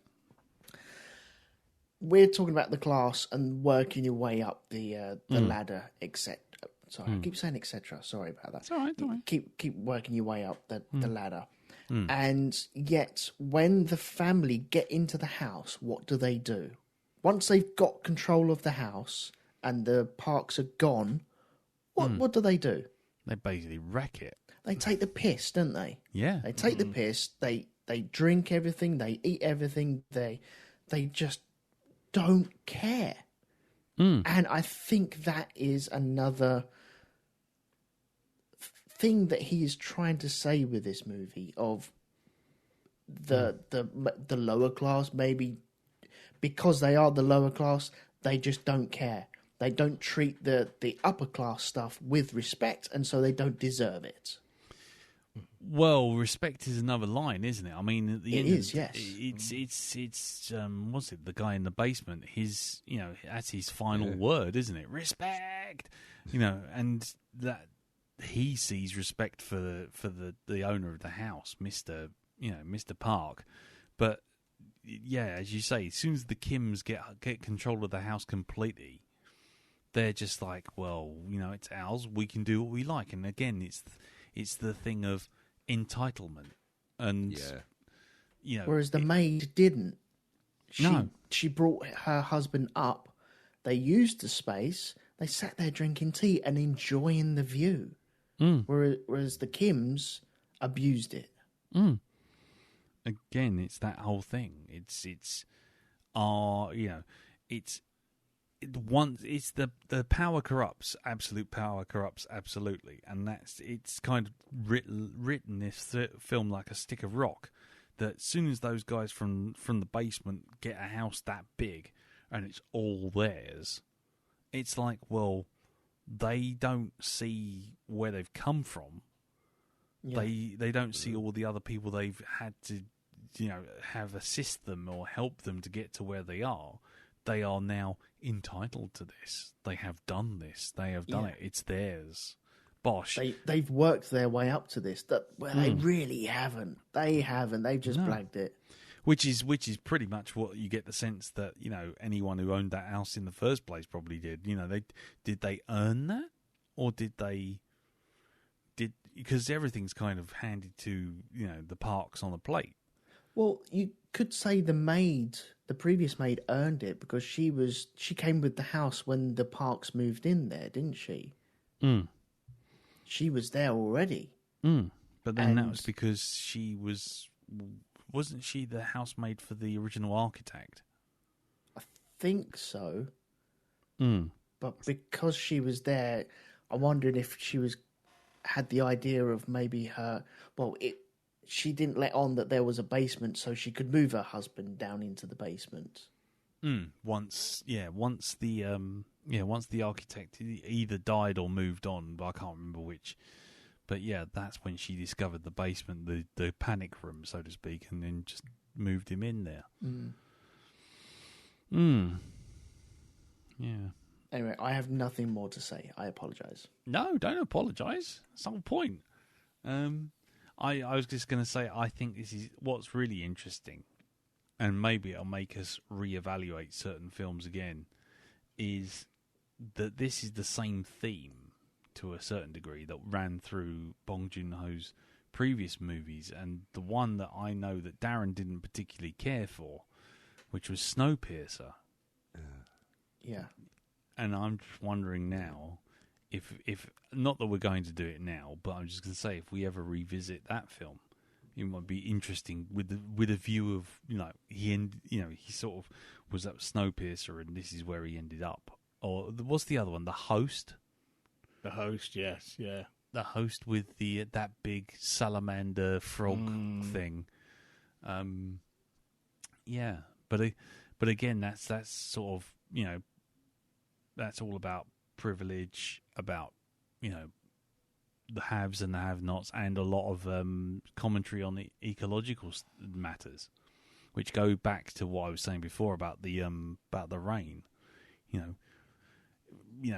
If you're rich, eco problems, ecology and the atmosphere and the planet and global warming, all that sort of stuff, it won't affect you.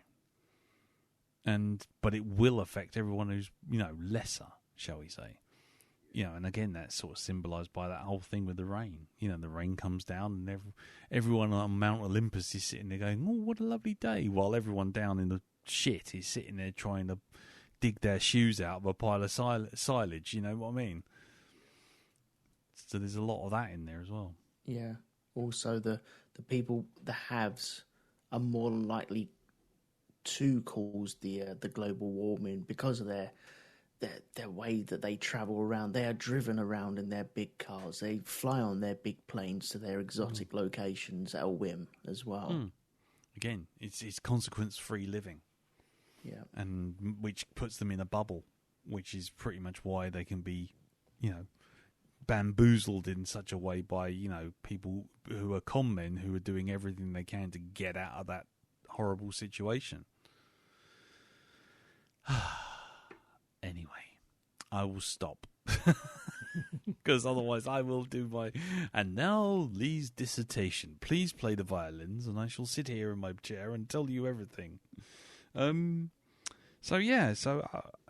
last thoughts, Dow? Any last thing you want to bring up? No, I think it's been covered, mate. Okie dokie. All right then. Right, Jim? No, I'm good, I think. Okay. Elton? I am done.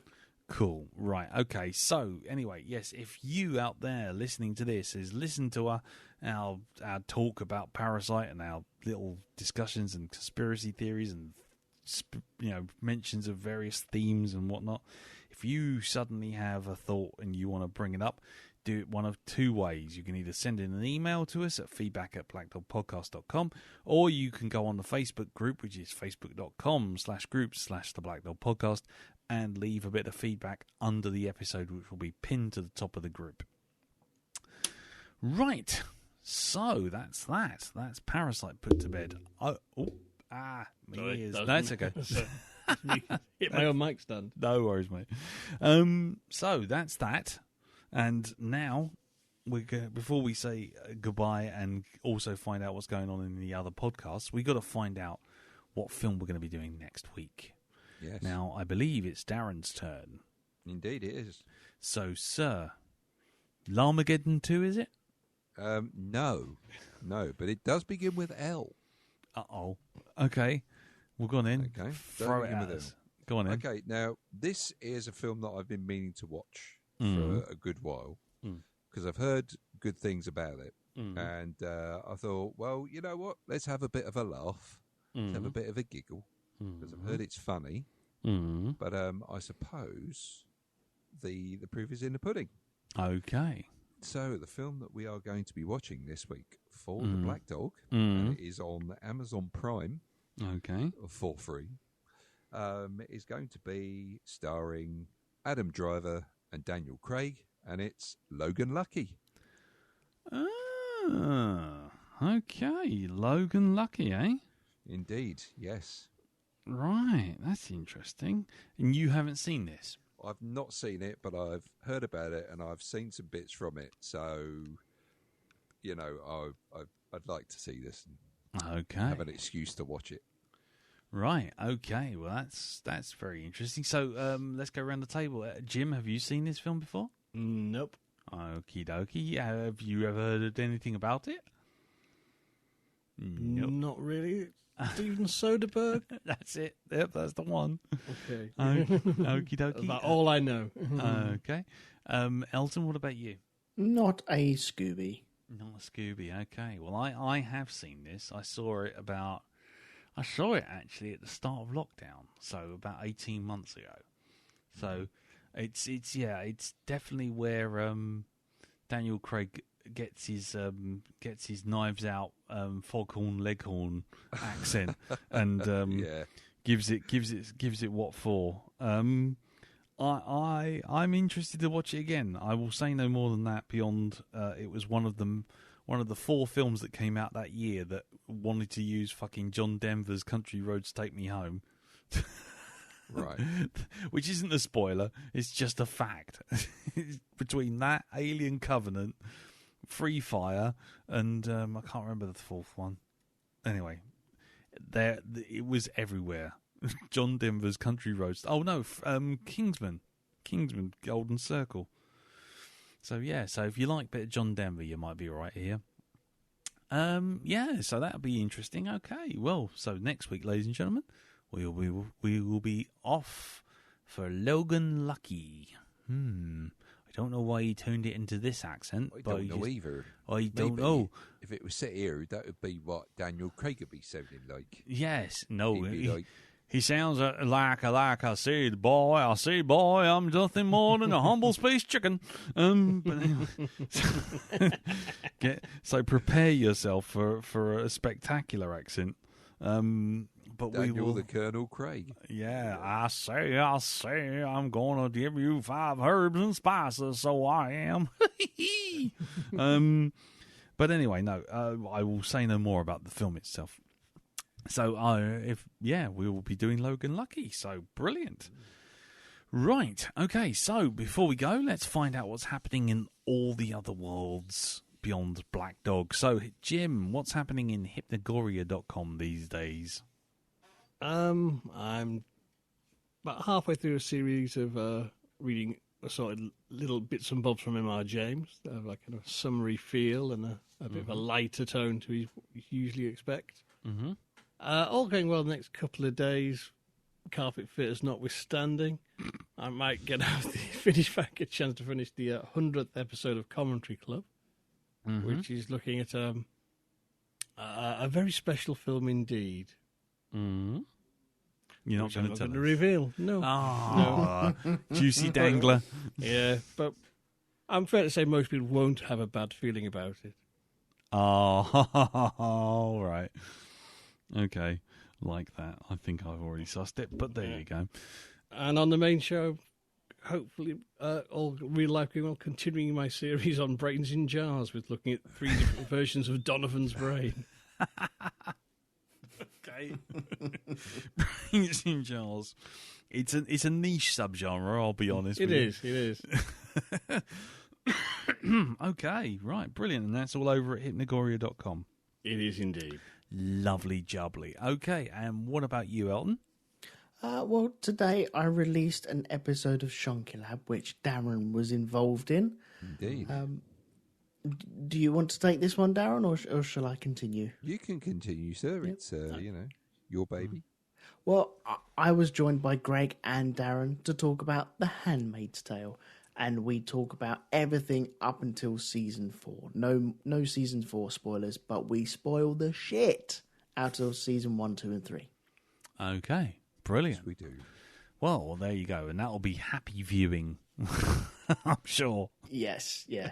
Yeah, well, I've already had a comment of someone who decided to watch it on our the way that we spoke about it, and he went, "Oh yeah, it can't be that bad." Oh my word! Yes, it is. Yes, welcome to Depressathon 5000. Yeah. Right, okay, cool. Anything else, sir? Any other podcasts on the go? Just Grand Prix podcast, cars going around in circles unless it's wet. So, there you go. Okay, brilliant. And that's all over at rogue2media.com. It certainly is, yes. But could I venture, and for the listeners around here, just to head over to iTunes and give the Black Dog podcast a review over there, please? Oh, you're too kind. You're too kind. Cool. And as for me, you won't find me anywhere else apart from here, except for in a week or two's time, but we'll talk about that in a week or two's time. So, that's it. Thank you very much for listening. Thank you, Jim. Thank you, Darren. Thank you, Elton. No problem. And we shall see you all next week for Logan Lucky, who may be from Bristol or maybe from Kentucky. I don't know why my accents are going all the fucking wrong. I don't know all day long. Anyway, I'll see you all next week. Take care. Tatty bye. Bye-bye. Bye-bye. Ta-da. There's a voice that keeps on calling me down the road. It's where I'll always be. Every stop I make a new friend. Can't stay for long, just turn around and I'm gone again. Maybe tomorrow I'll want to settle down. Until tomorrow I'll just keep moving on. Get out of the booth, Jack. No, I like it in here.